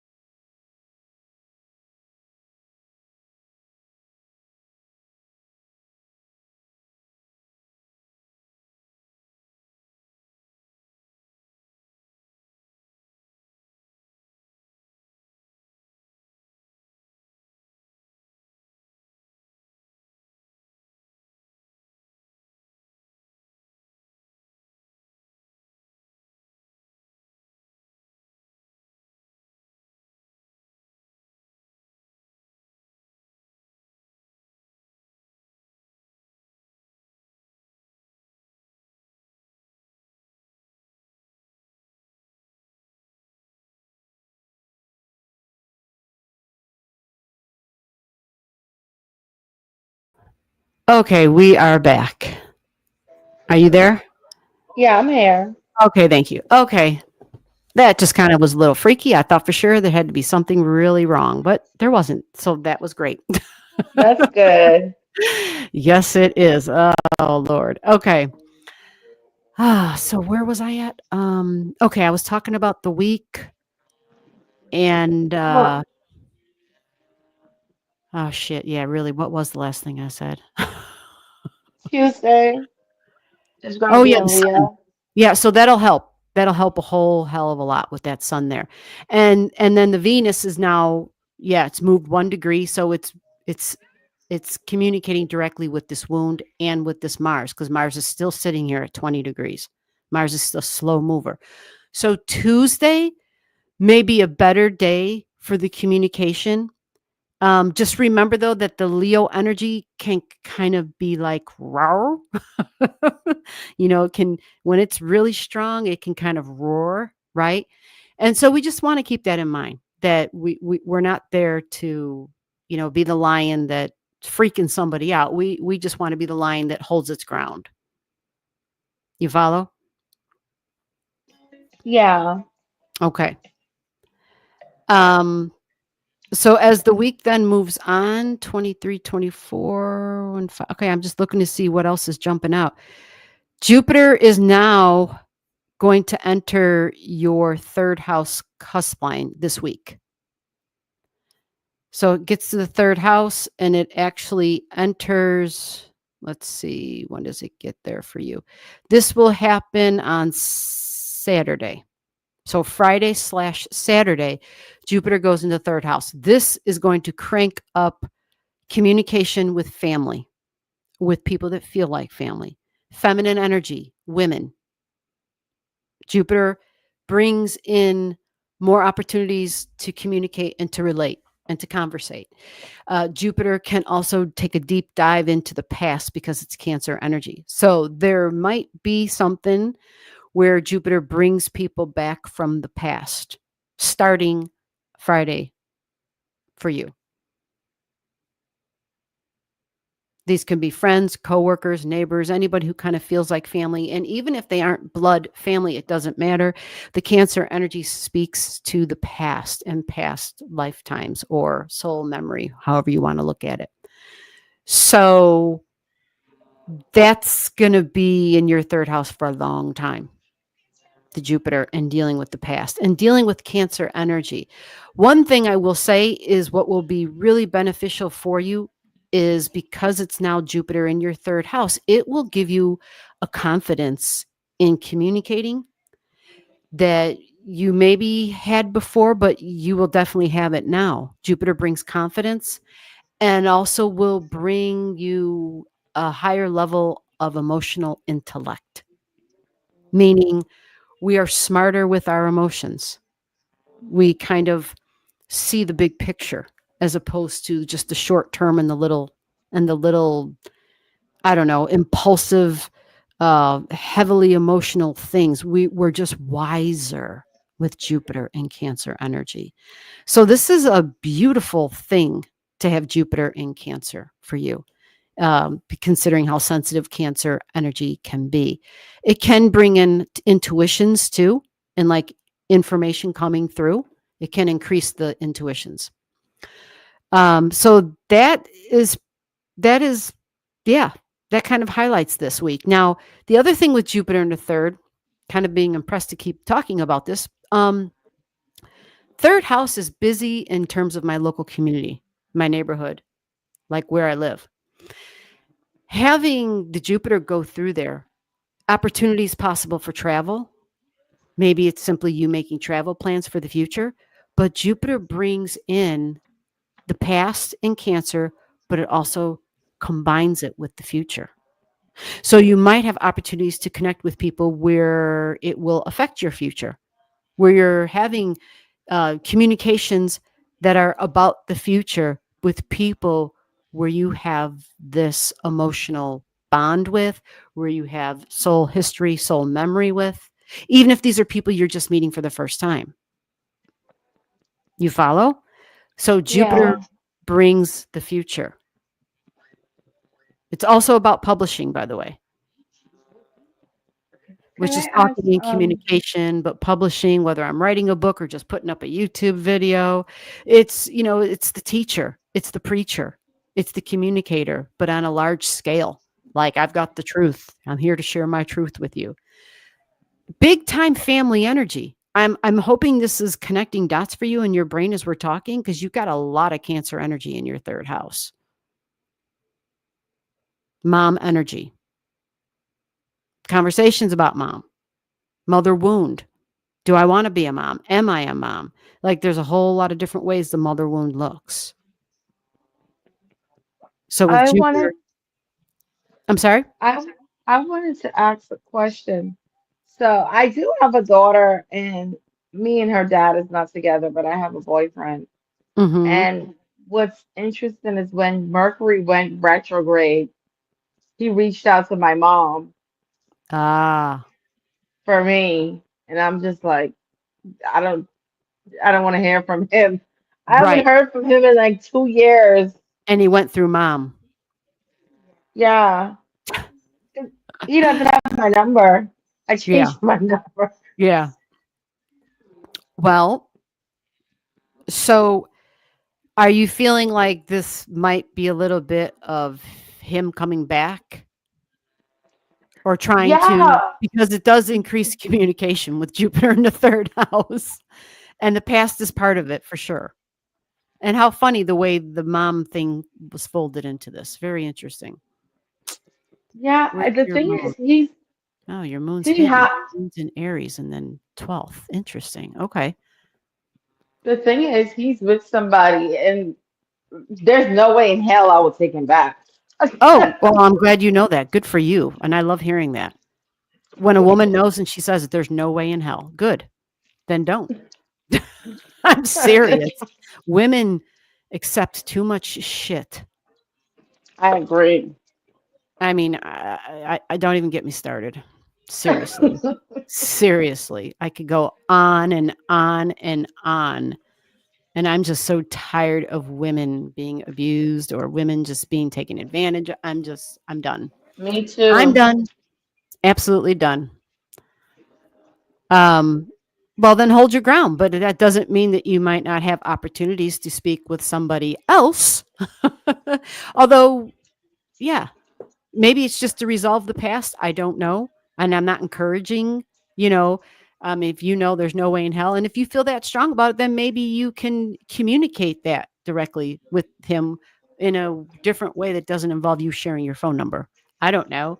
Maybe they're on Facebook or some crap. I mean, I'm not there. So, but you know what I'm saying? Maybe there can be a way. Yeah. Okay, I heard you reached out. What do you need? Is there something you want? Do you have a question about our child? I don't know. Um, and then you can clear the air possibly, meaning you Yeah. you say what you need to say, like no way in hell, I'm not doing that. And maybe this person's not looking for that. I have no idea. But it's interesting because you do have Mars going through your fifth house and the wound from the past. Fifth house. You follow? Yeah. Yeah. Yeah. And it sounds like he's definitely Mars. Yeah, it's weird Yep. because if he was trying to build a connection with our kid, he would have done it a long time ago, not now. Oh, and he never did at all? No. He Oh, got married to somebody else and had another baby. yeah. Yeah. Yeah. What a slap in the face to your child. That's a whole nother area too that I don't even want to. Yep. Got a lot. Yep. I got nothing good to say about it. You weren't there for your child. Whatever. Bye. I just nothing. Yeah.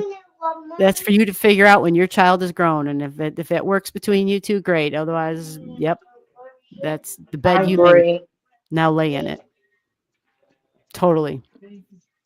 Well, again, a lot of this is the astrology. Mars is going to go forward. It'll be at 23 by Saturday, so it will no longer be on your Chiron. It's not going to go retrograde over your Chiron. So Okay. So as that Mars moves along, hopefully that means he got the drift, got the picture, or maybe you sent a message in whatever way. And maybe you'll have different opportunities. But yeah, Jupiter in your third house increases communications. So if you have siblings or people who feel like siblings, whether it's people from the past, could even be people you used to work with, coworkers, people you went to school with, like it could be all of that. Jupiter going through your third house. I just have, I just want to ask one more question. Mhm. So I'm in a relationship right now. Um, I got a reading before from this British astrologer, and she told me that I was gonna marry somebody that's from a foreign land, and I'm Mhm. from a foreign land, and my boyfriend is from a foreign land as well. Mhm. Um, he's Afghan. I'm from the Bahamas, Mhm. and she was telling me November she sees a proposal or a deeper, deeper connection. Mhm. Is there any way you could see anything in my chart for love? I don't know. This connection just seems different from any other connection. So this is a current connection that you have you're talking about, right? Yes. Okay. And you said it seems different in a Yeah. good way, I'm So assuming, right? in a good way, he helped me raise my daughter since she was three Oh. months, and she's Oh. 3 years old now. Oh. That's wonderful. Yeah. Well, what I will say is the sun will be on your north node. Oh, interesting. Okay. You will have the sun. I just went ahead a couple of months. I'm at the end of October. The sun is on your north node. Mars is going through your seventh house along with Mercury. Interesting. Your Pluto's at 9. Yeah, that would mean there's probably some changes coming. Okay. Wow. Let me see what else here. Venus is your greater benefic. Oh. Oh. So you're already living together, that means. Yes. Okay. But the thing is, he has younger brothers. They're still in high school. There's a big age gap, and he spends a lot of time at his parents' house. A lot. Mhm. His parents are older. They had kids late, Yeah. and there was a huge age gap. So his brothers are like his kids in a Yeah. way. Mhm. Um here's the thing. Like what that person said, let me see this 5 degrees up here. That's your midheaven for a woman, a long-term commitment to a male. Midheaven is a big deal. You don't have Pluto up at your midheaven just yet. It's going to take a couple of more years for Pluto to hit your midheaven.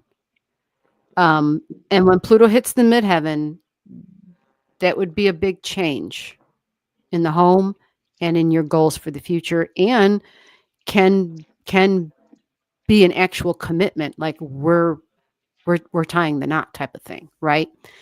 Hmm. Um, what I would say is my hesitance is because I know Mercury does a retrograde in Sagittarius, and your Pluto, big changes. You have it in the seventh house. You have it at, I think it says 29 degrees. Oh, I hope this is a billionaire. Um, we're all on the hunt, damn it. um, So you do have Neptune trining your Pluto at this time, but this Mercury is going to go over this Pluto. It goes into Sagittarius and then it retrogrades back into Scorpio. And it does all of that over your natal Pluto. So it's this Mercury is about communication and talking and making plans with someone that I am bonded with emotionally, mentally, physically, financially, right? So there's a change coming in partnerships when that happens. but it's a retrograde. So this means that even if we're like, yeah, we're doing this, it looks like there might be, whether it's a change of heart on your part, thinking, it just looks like there could be a delay because that's what Mercury does with retrogrades, a delay. And it doesn't mean change of heart, like, oh God, I have to pick somebody else, or I'm not doing that with this person. It's not so much that. It's, Mercury tends to bring on the details. And so maybe this Mercury conjunct the Pluto, there will be some deep, deep communications, some revelations, possibly even because it's Pluto. And Pluto shows us stuff that we didn't know about. We weren't aware. So there just might be something here when Mercury goes over your Pluto and then goes back into Scorpio and then goes back forward again over the Pluto. Maybe once it gets past that Pluto the second time, then maybe it's more on solid ground. Do you follow what I'm Okay. saying? That's a concern that would, because this is the Mercury in your 7th house. You follow? And so while it looks, at first glance like that can be the possibility, there's also this possibility that that there just might be some reason to wait a little longer. You That follow? makes sense. Yeah, Mhm. that makes sense. I feel knowing him, he's a very business guy. I feel Mhm. like maybe there's gonna be a proposal, and then like 2 years later or a year later, it might be a marriage. Because he's Well, a a long Capricorn. engagement, that would be a good idea. Yeah, he's a Capricorn rising. He's very, I don't know. He's all about numbers, Yeah. and he's trying to get his business off the ground. Um, Well, um, yeah. Let's hope that's what he's doing, and or let's hope it's a success. Let's put it like that is what I'm trying to say. Um, because you do have that 29 degrees Pluto in Scorpio in your 7th house. Which could be, you might hear something like, well, I want to be established, a little bit more established before I actually make this commitment to you. There could be that too, for sure. yeah. Because of the Mercury, because the Mercury makes us think a little bit deeper when it connects with Pluto. It really does. It really does. So while it looks like there could be some beneficial stuff because Venus is your greater benefic, not Jupiter. Um, and yeah, Venus is in your 10th, and the Venus will be going through your 6th house of Libra, in Libra, I should say, in the 6th house. And that is partnership energy. But again, that Mercury and that Pluto, just, just, just don't rush things. I know you've already been with him for a while, but when it comes to this, you got to let these retrogrades play out and just, let them show you what they need to show you. Who the hell knows what that will be? But being patient will go a long way, I think. Okay. Sound good? It does. Does it make more sense on your timeline in your head of, are we really going to be doing this in November? Um, Let me tell you what I think. What I think is this might just be my mind. But before I had my daughter, I used to dream about my daughter all the time. Yeah. And I would always dream of her being like the age that she is now. I never dreamed of her as a baby. Gotcha. I always dreamed of her as a toddler, and Mm-hmm. I was at a wedding. But it wasn't to her dad. Her dad is white. Mm-hmm. And my boyfriend is Afghan, so he's Mm-hmm. kind of like he's light, but he's kind of like tan in a way. Mm-hmm. I know it wasn't the same person because my ex is a redhead, and Mm-hmm. his hair is jet black. Mm-hmm.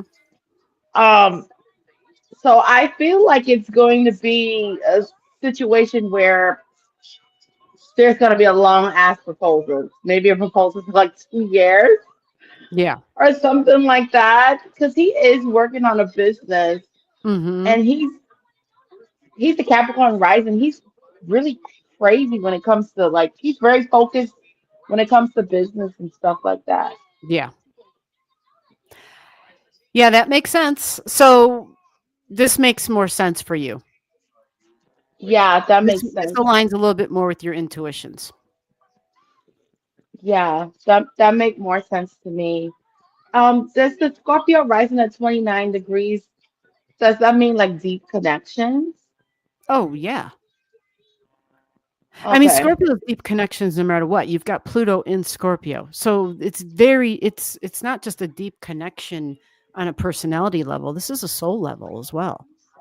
Mommy, I'm thirsty. I want to You drink know, like this was water. a person that, you were like, this is just a different person. They're different than anybody else. And many times when people come in and we have those soul connections, the soul memory, soul history with them, um, yeah, there can be it's like connections in ways that you really can't put words to,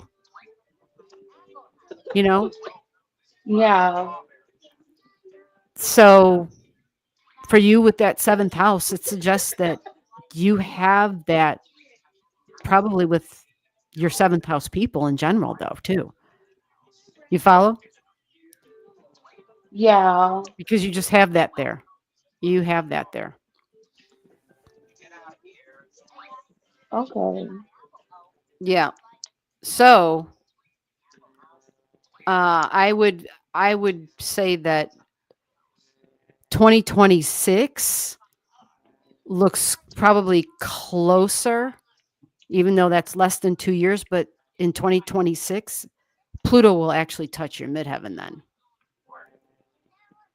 And that's in spring of 2026. Pluto will touch and pass through your midheaven and it'll be there. And to me, that makes more sense, even though it's not 2 years out. But maybe this is when you actually have the engagement. I don't know. Maybe this is when you see a ring, right? Because with the Pluto at the midheaven, it's just a bigger deal. And the midheaven is a long term commitment. Yeah, that makes a lot of sense to be Hmm. honest with you, because Hmm. he's working on a hedge fund, and Hmm. that takes a lot. So Yeah. Well, the more you talk, the more the chart makes sense. 29 degrees of Pluto. Yep, it makes sense. Other people's money. yeah, You got it. that You got it. that makes a lot of sense. Oh Yep. my gosh. But I was kind of confused about it because when I looked at my chart, and not just my chart, this Indian lady that I went to before I got pregnant with my daughter, she drew a picture of my daughter and she told me when I was gonna get pregnant and all of that stuff. And it literally came true.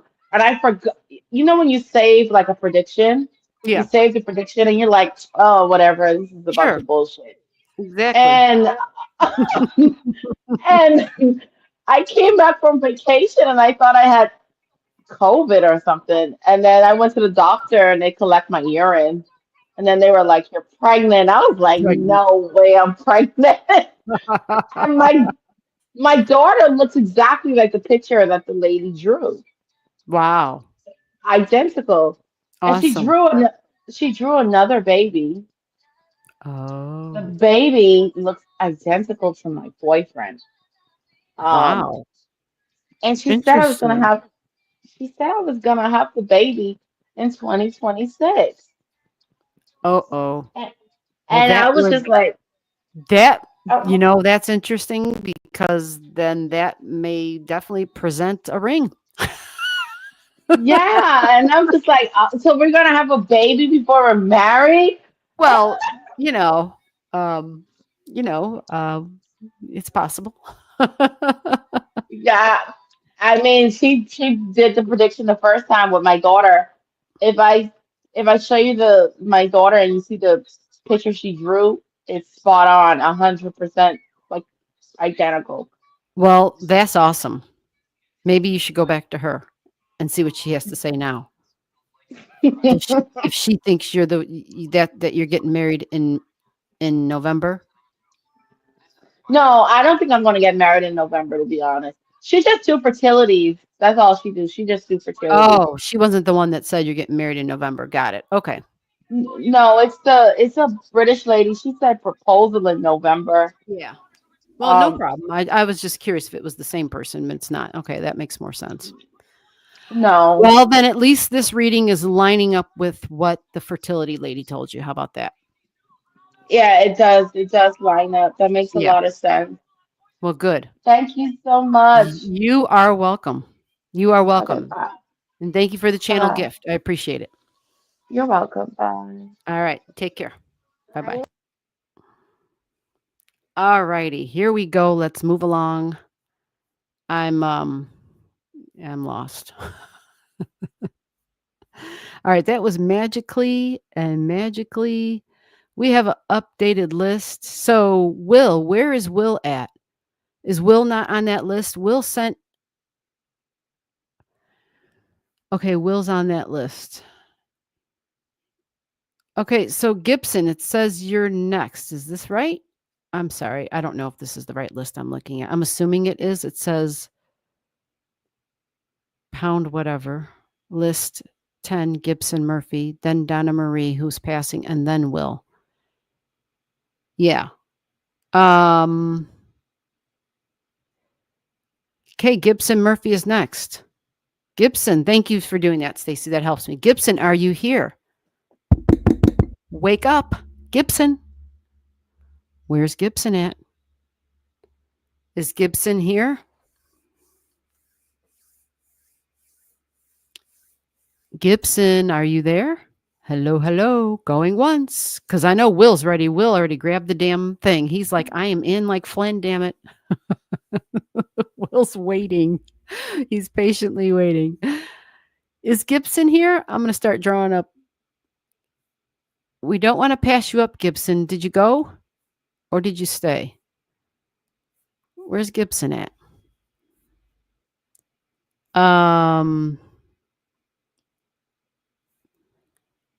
Okay.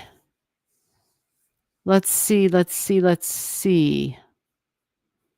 I don't see. I'm hearing noises.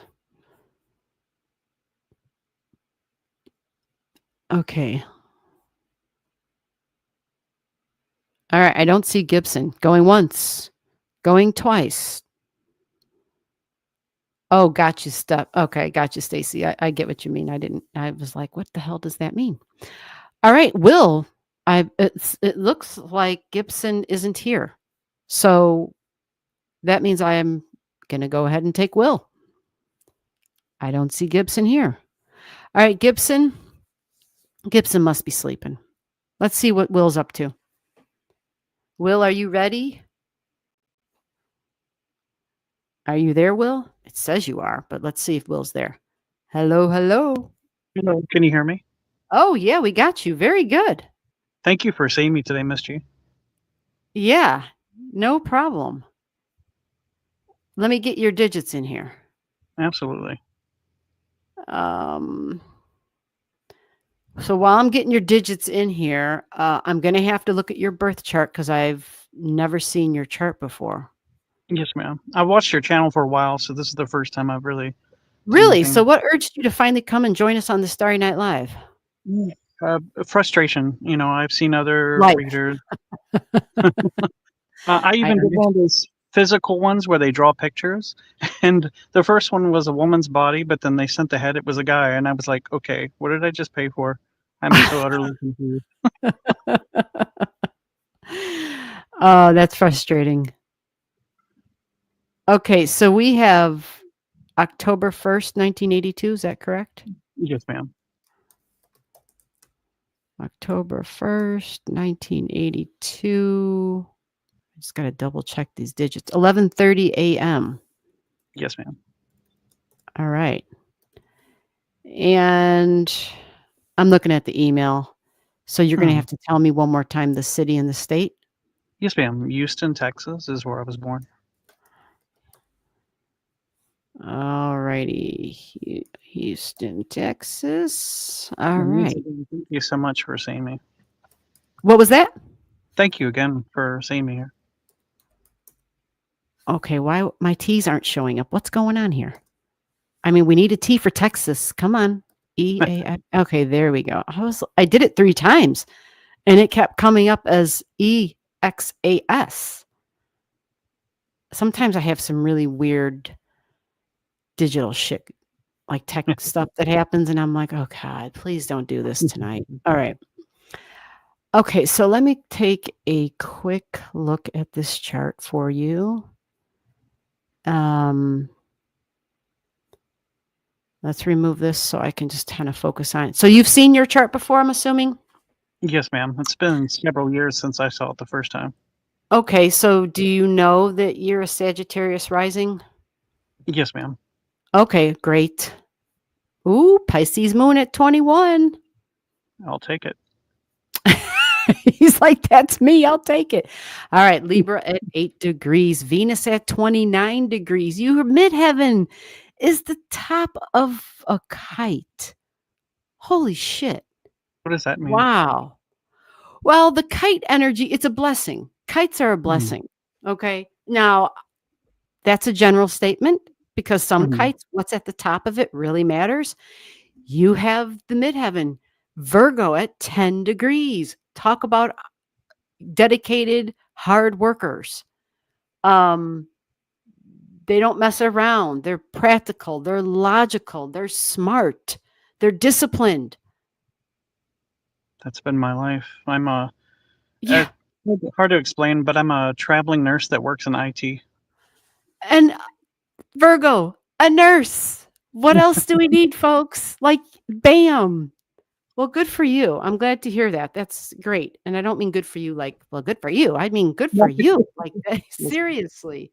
Virgo at 29 degrees, making money, doing the Virgo stuff. Yes, ma'am. How nice. And you have a Pisces moon. Wow, this works out really well for you. Like, this is a nice pairing. Pisces, institutional energy, hospitals, doctors, blah, blah, blah. Mhm. It's your moon that's there. And it's in the 4th house. So it's doubly emotionally satisfying and nurturing others. A big deal. A big deal. Okay. Nice. Okay. So this is definitely your chart then. But yeah, so having the kite to answer your question, if you can see this, Mhm. can you see a kite design in this chart? I can. It looks kind of like a tetrahedron, multiple points. Well, yeah, because there's other things there too. Mhm. But just focusing on the kite, it takes this grand water trine energy, which is Mhm. the 10 degrees in Pisces on your 4th house cusp line, the 9 degrees on your north node over here in Cancer in your 8th house, and the 8 degrees and 11 degrees in Jupiter and Pallas. Holy shit, you have a lot of strong stuff here. All this Scorpio healing energy, by the way, on the 12th house cusp line. Wow. So all of those planets pour out of and through your midheaven, the top I of your can feel kite. it. All my So life what I felt like I was yeah, aware what of what I a, felt. a kite focuses all Mhm. the energy of the trine. Whereas people, when they have a trine, Yeah. they usually don't really apply much effort Right. to the trine energy because it comes naturally and shit just easily happens for them. But Mhm. when you have a kite at the top of it or at the bottom or the side, wherever the kite is at, it focuses that energy and it channels through that one fine-tuned specific point. You see? So Yeah. it's a real blessing having this. Although you might feel like, you have to pencil time in for yourself, I would imagine. Oh, yeah. And to not work as hard. You have Capricorn in the 2nd house too. Yikes. That's Okay. what brings the question to you for sure, if you don't mind, is Yeah, go right ahead. What's your I question? felt I feel like in this lifetime I've gained everything and lost everything multiple times. And now the most important thing for me is just I want to know I guess the answer itself will answer more than one question is where or when I'll find that last love that'll bring me everything I want because I feel like I've already almost did everything in life I wanted to do and now I just want happiness again. Holy shit. You were born when? 1982. He's done everything Yeah. he needs to do in life. Holy shit. Yeah. God, that must be kind of great to be able to say that. Holy crap. I can't even imagine being able to say that. Maybe just because I've had more than one near-death experience, and it really changes how you feel Oh, about everything. well, yeah, I'm looking over here. You have a couple of 29 degrees here in your chart. You have a few objects at 29. What's that mean? And well, the 29 can be like a crisis point, you know. Mhm. Um, but you have it in Saggy. So what that means is it really takes that crisis point and it kind of blows it out of proportion. It Right. adds to it. It makes it bigger than it needs to be. It goes overboard. You know, Right. go big or go home type of energy. Plus, you have Jupiter at 11 degrees in Scorpio. And that's shocking and surprising and sudden, and shit can flip on a dime and go from, well, just crazy to really, really, like you kind of described, near death experience type of stuff. It's Scorpio energy and it's Jupiter, which expands upon those kind of events.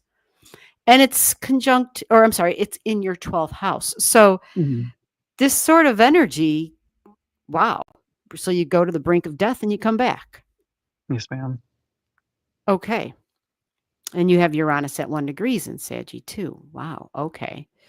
So you have Juno at 29 degrees. Let me see your sun. Okay. Oh, so your sun. Okay. So Jupiter is your protector, your savior, so to speak. Like it puts a bubble around you. That's probably why you're still alive. Thank goodness.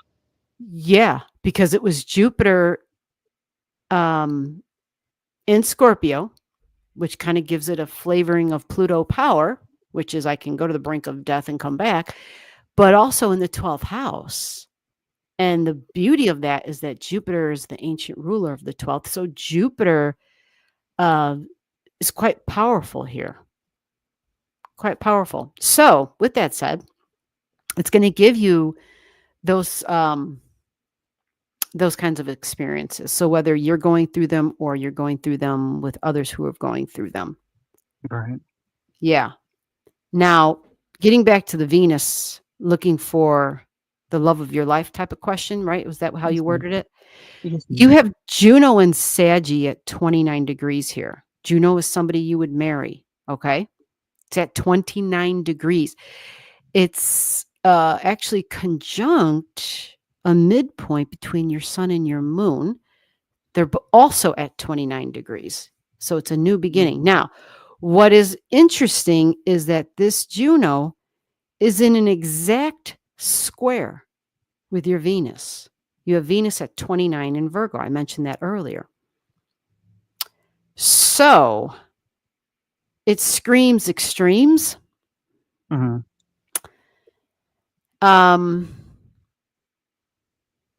So you're basically asking, when will that next person or the next opportunity present itself? Yeah, because I'm hoping she'll be able to. I've only had pretty much 5 relationships my whole life, and I'm hoping on this one I'll be able to have my own kiddo because I've never been able to have a child. So Yeah, and I would think that would be, Capricorns are all about a legacy type of energy. Do you know? Yeah. And even family, having Pisces in the 4th house, my family, and having the moon there. Yeah. That would also be important to you as well. So Jupiter is going to trine your Pisces, but you have Jupiter right now going through your 8th house. Jupiter is the house of the past and of the wounds and the vulnerabilities. So Jupiter's at 9 degrees. And I'm bringing up Jupiter because it's your greater benefic. And here it is, like Jupiter just touched your north node. Jupiter is all about planning for the future and wanting to know about the future. And Jupiter touched your north node. And here you are tonight. I just always find these things interesting because they just line up and it makes sense. So let me see here. As Jupiter goes through your eighth, um, it's going to be a little bit of time, but when this moon gets triggered, Yeah. because I'm thinking you're really intuitive. Yes, Do you ma'am. consider yeah. Yeah, everyone comes to me, and I'm always the one. I feel like when people are in a room, I just want to kind of feel everyone's emotions.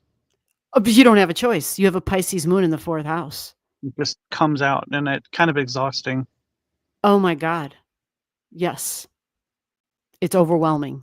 Hmm. Yep. Freaking overwhelming.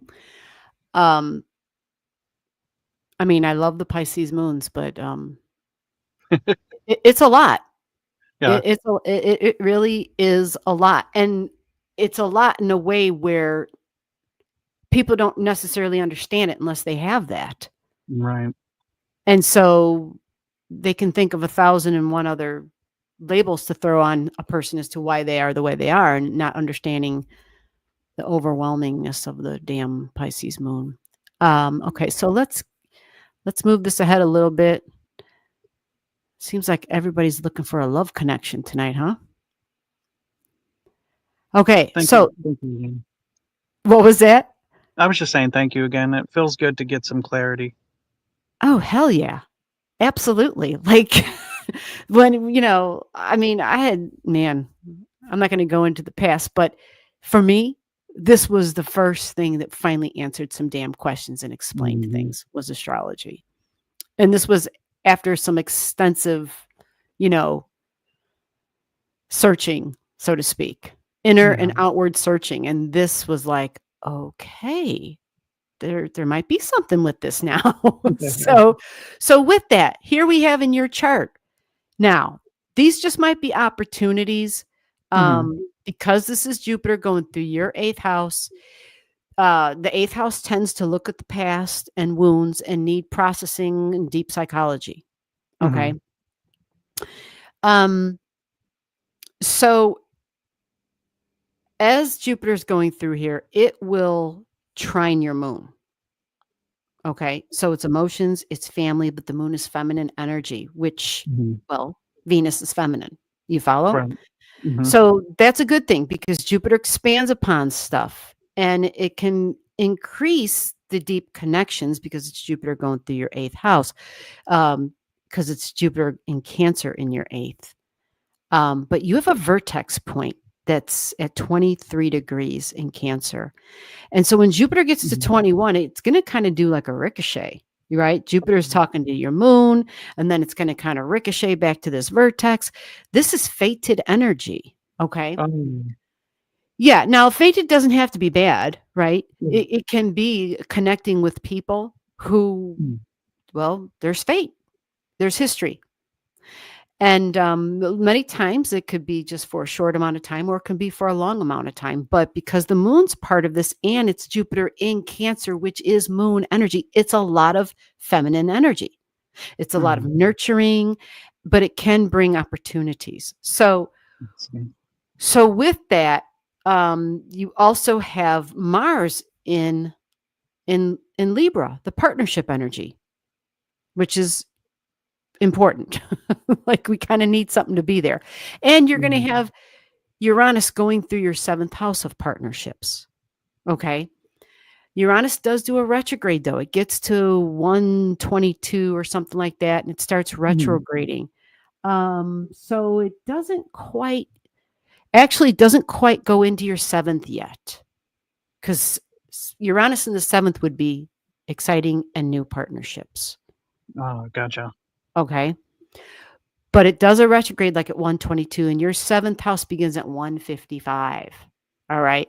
So it gets to one something, and then it goes back to like 29, 28, I think, in Taurus.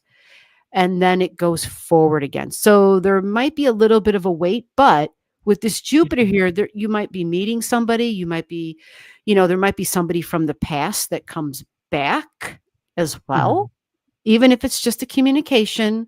I know everybody gets like, oh gosh, somebody coming back into my life. But it could help to heal some things from the past because that's what the 8th house wants to do. I see. It wants to heal stuff from the past. And this would probably be a surprise and kind of a shock and out of the blue and no coming from wherever, because it's 23 degrees and that's a Uranus degree. So it's a surprise. Okay. Mm. And you have a Saturn at 23 in Libra, I see. Look at that. Another surprise in relationships. Okay. Mm. Interesting. So that means the Saturn squares your vertex. I feel like And all my life, my destiny or fate's been kind of like they're playing with my old chart. Like it's like, hey, let's just. like you're just a puppet. Mm-hmm. Well, maybe it'll help you to have some peace with it, Yeah, to consider the idea that, well, you're the one that wrote the chart. that's true. That's very true. Do you know what I'm saying? I know it. Yeah. Like, yeah, it's like, I well, have shit. to, For some reason, I needed these experiences. For some reason, I felt I needed to have these experiences, and so I truly believe it too. I believe it. yeah. And I think sometimes it's simply just a matter of what experiences haven't I had yet. I think there's part of that in there. Yeah. Especially when you hear some of the really crazy shit that people go through. Oh boy. Now, what's interesting in your chart with Sagittarius at 1 and you having Uranus there, this means you have Uranus opposing Uranus. You see this? Uranus and Gemini at the Just that. opposite of Uranus up here. Mm-hmm. So that would definitely trigger sudden and new and independent and freedom energy, possibly even, but unconventional and needing to get out of a rut.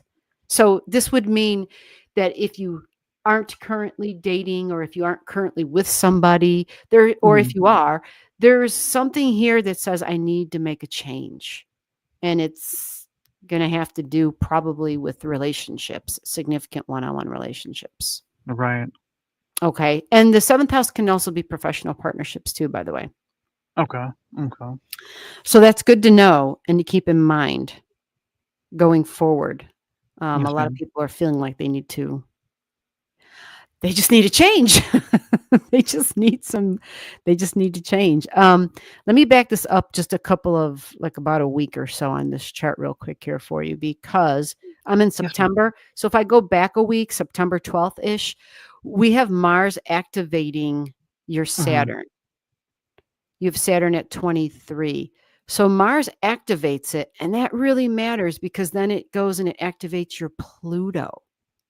So Mars is about taking action. So significant one-on-one relationships, friends.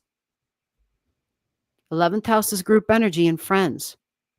So whether these are professional relationships, do those lines cross from your work? Are you meeting people that way? Are you possibly, where did I go? Yeah, Venus at 29. Okay, well, yeah, that makes sense too. I was going to say Venus is at 29, so possibly meeting somebody through work. It doesn't have to actually be a coworker, but you said you travel. So I would imagine you have lots of opportunities, like in terms of meeting different people. Yeah. They don't have to work for the same company. They don't have to, there can be just different opportunities where you're even just in travel, even just in freaking travel. So Mars is here, and when Pluto gets activated, it also activates what's going on in your 8th house. And we started off talking about Jupiter being there and that fated energy being there. And I think something really significant is coming, because this Jupiter goes over your vertex 3 times. When you say significant, you mean for? Well, either the past comes back and there's something that needs to be healed. It's Gotcha. Cancer energy, so it's feminine energy. It can bring opportunities for deeply bonded energy too. So possibly there's a relationship that goes deeper, that becomes something more.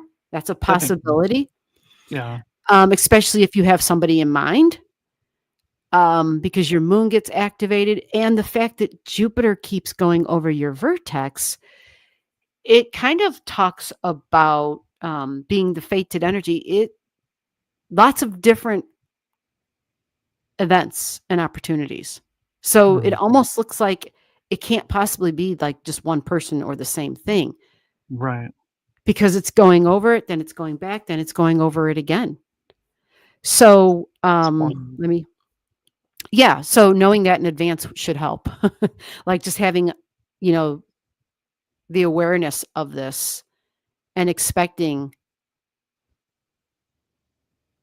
let's see. So it starts Let's see what month is that? yeah, so it's going to start in October, Yes, ma'am. like end of September, beginning of October it starts. And then it Mhm. retrogrades because Jupiter does a retrograde here. It goes over your vertex like December. And then Jupiter has to go so this goes into 2026 where Jupiter has to go back, stop retrograding, and then go forward. So it's going to come back here again, Mhm. like May, it looks like. May of next year. Yep. And what will be really interesting is the month of May, you had Venus in your 7th house. That's a good thing. Well, yeah, if you're looking for a woman. Yes, ma'am. She's been in the Yep, last, so that's right. That is absolutely right. Venus will be traveling through your 7th house, and then Jupiter will let me get there real quick. Jupiter will be rolling up on your vertex, and Venus is still in your 7th house. Oh, good. let me back it up a week.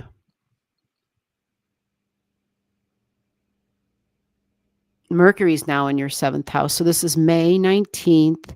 Venus is just about to go into your 8th house. But end of April, beginning of May, until like Mhm. May 19th, May 20th, Venus was in your 7th house the whole time.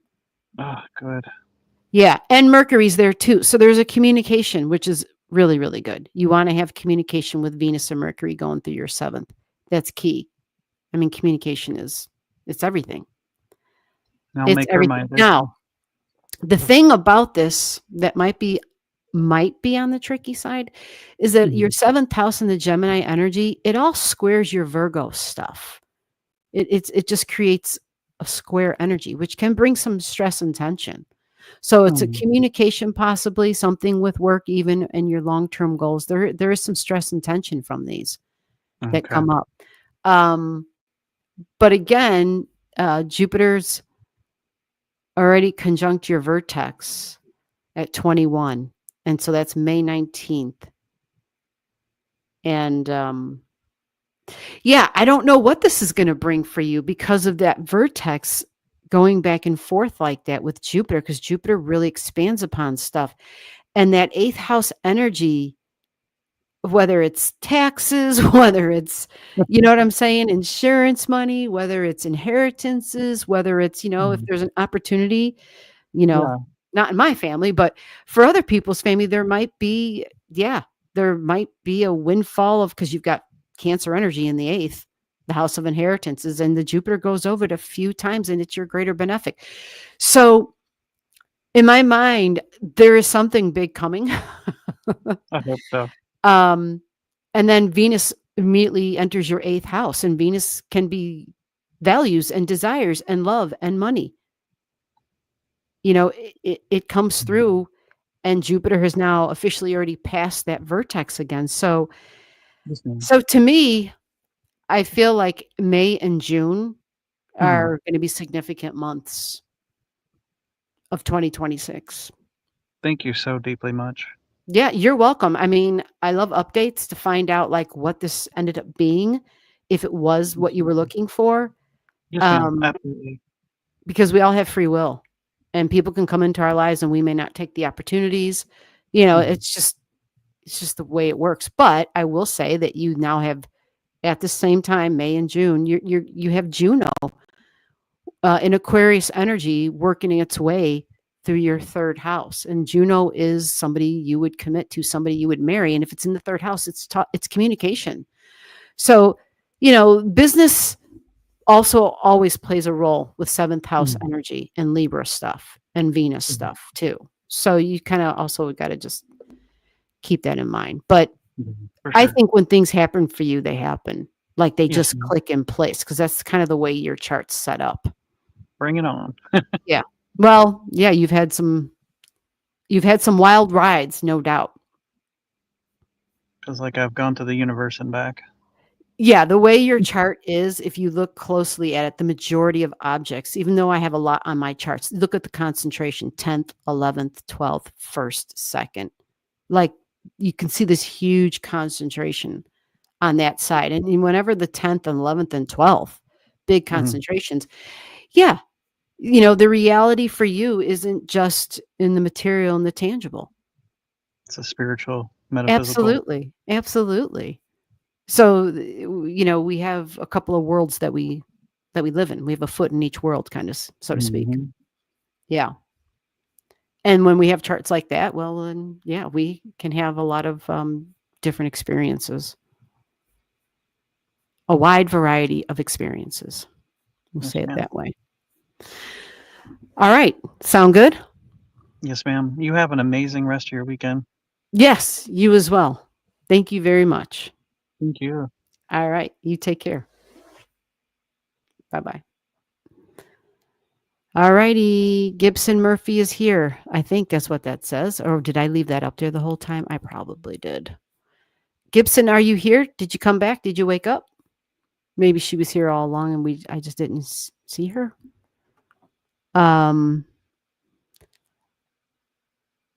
The next week is the private lives. Thank you for the reminder, Lou. I probably should have said that at the beginning of the video. I didn't say that, but that's okay. Next week is the Starry Night Lives private lives. Okay, so Lisa has emailed me. Let me go check that out. I think I saw an email for Lisa. Where is that information at?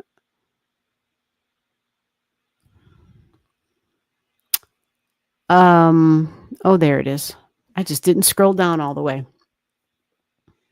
Oh, thank you, Lisa, for including that. That was great. Well done. Including the YouTube name. That helps. When they don't match, it's really confusing. Okay, so Lisa, are you still here? Thank you for waiting. We're going to get you in. Is Lisa here? Lisa, are you still here? Roll call. Come on in. I know, Lou, right? The vertex 3 times. Yeah. Yes, Lisa did email, but if she's not here, I'm not going to create her chart. She probably got bored and left. Maybe bored's wrong. Maybe she just had to go to bed. Yeah, maybe she had to go to bed. Maybe she was tired. And that is perfectly fine. Lisa hung out for a long time, though. I see her. Oh, 10:51. Was that the last time we heard from her? At 10:51? Oh, then she's probably gone. Edna is after Lisa. Edna. I don't think I have digits for an Edna. I don't even recognize that name. So I would need birth digits for Edna. Is there an Edna here? Edna, are you there? Edna's info in the list. Oh, thank you. Edna, are you here? Let's see your name in the chat if you're here, Edna. Going once, going twice. Oh, I'm trying to remove that. Why didn't it remove it?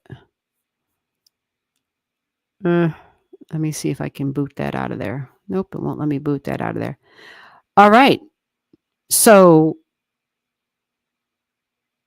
if Edna's not here,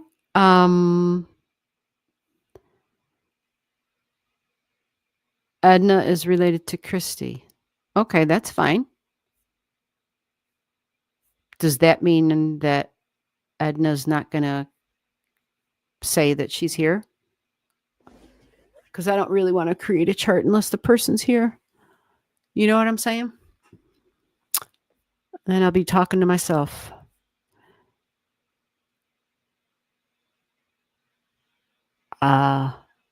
Did Christy give the information for Edna? Is that what this means?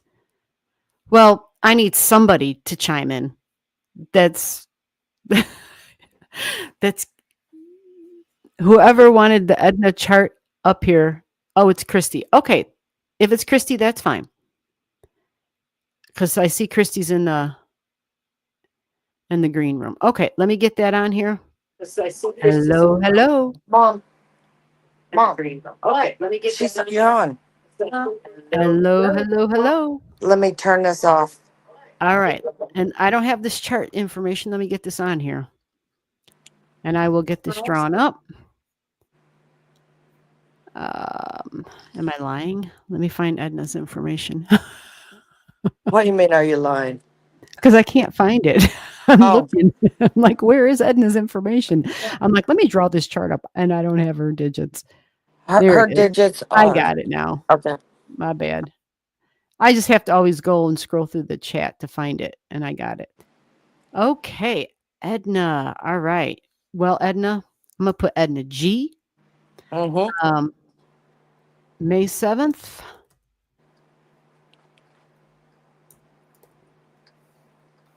Y'all working me tonight. Yeah. 50. like G won't be here next Saturday because it will be the private lives. I'll see you there. Yeah.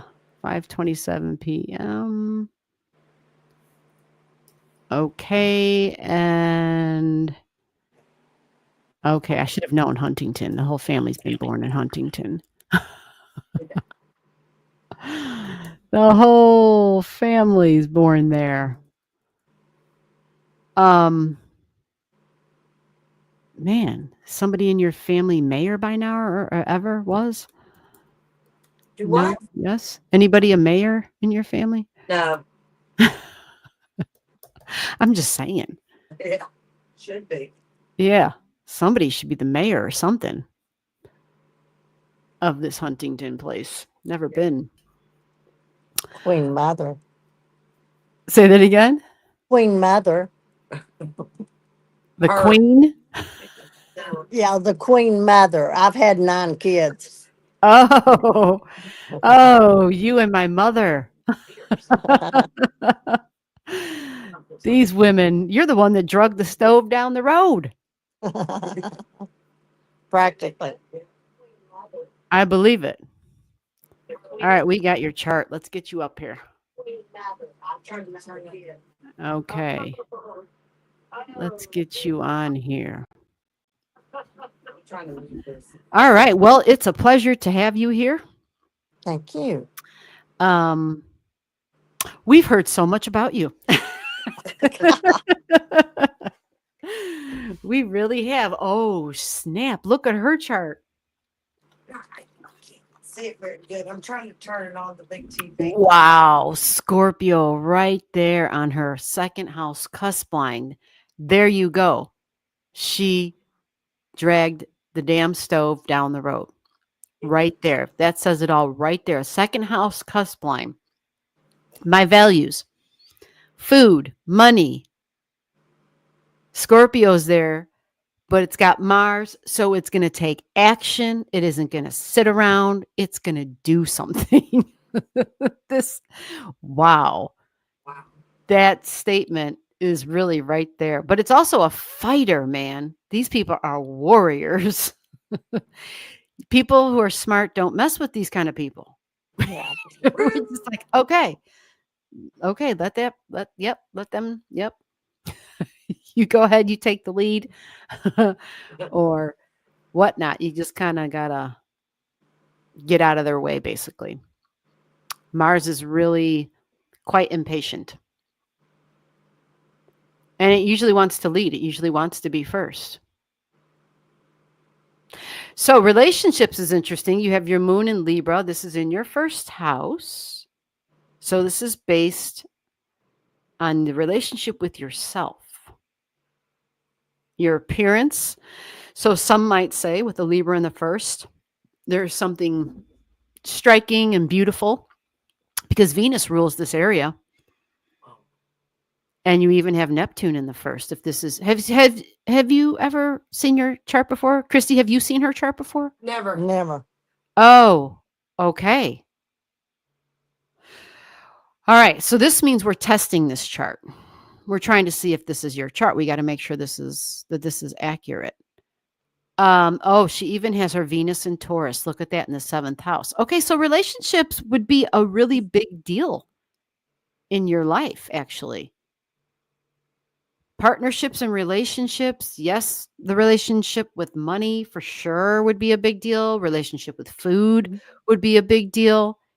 Um, people with Venus and Taurus, and especially the partnership area, they might be with somebody who's really into like farming, gardening, the earth, the planet would be a big deal, but banking even. And you even have Vertex conjunct your Venus. Oh my. Holy crap. She's got Jupiter at 2 degrees in Taurus in the 7th house. Whoa. Okay. So this would suggest that in marriage and in partnerships, business relationships and whatnot, that that Taurus energy kind of comes forward. So your partner would, and it could have been more than one. I don't mean simultaneously, but Jupiter would suggest maybe more than one marriage or opportunities anyway. Okay. At 2 degrees, yeah, desires, love, money, but food comes up again. But Yes. it isn't just food, though, okay? Desire is going to be big, actually, in general. Taurus is the 5 senses, the sensuality, the smells, the taste, the touch. It's all of it. The candles, like it's all of it. The grapes, the sweets, like it's all of it. That's Taurus. So, okay, you have Fortuna on your 8th house cusp line. So your fortunes rise and fall with the partnerships, with your values, the fortunes rise and fall. Okay. Oh my gosh. So Uranus at the midheaven even. All right. I'm the boss of this family. I'm the boss. Okay. Well, this energy is really independent energy. And when a Uranus is in Cancer, especially if you're a female, it looks like well, you may have believed that you had to play the role of the authority figure, but maybe you really did. Like some women have to play the role of mom and dad. But it's in your 9th house of beliefs. Good, Angie. That is so true. Okay. No, I did have to take control. I raised them by myself. All 9 of them? Mm-hmm. Holy Well, crap. I was divorced in 95, and after that, I raised them all myself. But I've always taken care of them, you Yeah. know. Well, the values are there, like who and what's important to you, and the Mm-hmm. ability to, oh my gosh, you.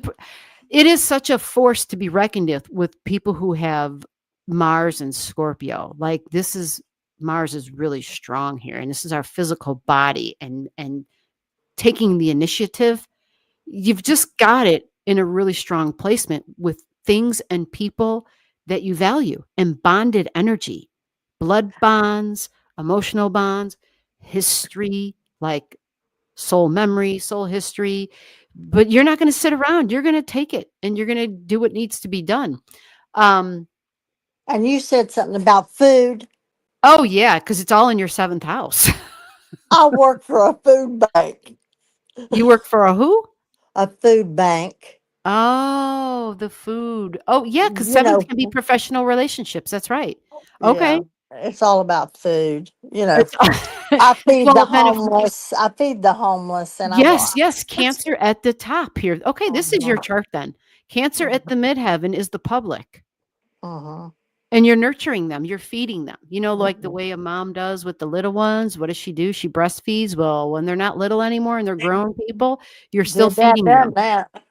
that. You're still feeding them. Uh-huh. Interesting too. Um, I don't know if you've always done this or if you're just doing it now. Is in terms of, I guess when we're younger and we're busy having babies, our focus and our responsibility and duty is to feed our babies. But because you have 13 degrees up there, that's this take charge energy. Just go ahead and do it. Very independent energy as well. But to be the leader of the family. But she also has Sirius, SIR here on her midheaven. And it's a retrograding Sirius. And this is like divine mother goddess energy. So in a way, you're using that energy to help those that you're not necessarily related to, but that you most definitely have history with. Mm-hmm. Okay. So Mhm. again, soul memory, soul history, whatever you feel more comfortable with, there's connections there. And you express it in a really nice way. So that's why I was curious about, oh, okay, you got a wound at the opposite end. Oh, you have Chiron there. Okay, there's a wound with Capricorn. So this can be dad, but an authority figure. You've got a wound down here. Mom, actually, too. Was there a wound with mom between you and mom? But it's on the 4th house, which talks about mom. It's at 12 degrees, which Capricorn can say that dad was absent or far away, but it's also part of the He 4th was a house. Capricorn, wasn't he? I No, don't know. Sagittarius. Sagittarius. No, I've had a heart wound before. You know what I'm talking about, like a relationship that went Mhm. when I was 16, Mhm. and I never allowed anyone in that space anymore. Gotcha. You know, cause it was so bad. Yeah, it hurt so Yeah. bad. I just didn't want to go to that space anymore. Absolutely. So I just ignored it. Yeah. Oh, yeah. I replaced it with kids and babies, and you know. Yeah.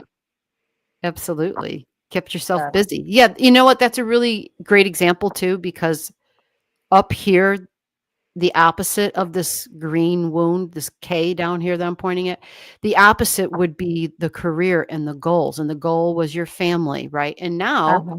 now you're serving the public. Yeah. Now, I'd like to know two Mhm. questions. The Mhm. first question is, my job that I had at the pantry is closing down Oh, I'm so because, sorry. yeah, and I Yeah. want to know, do you see another job in my future? Okay, let's take a peek at this here. I can't imagine a chart like this that you're going to be idle for very long. Hmm. It's just not. It's not really written in your chart. She's 73 years old and looking for a job. I know Yeah. because she can't sit Well, idle. I She would just like to can't. work at a VA hospital myself. Yeah. See. Yeah, And that I was understand my why too. goal. Yeah. You know what? And it's interesting because it's a possibility. You have Jupiter approaching your midheaven. You see this, Christy, in her chart. She's got her midheaven at 13 and Jupiter's at 9.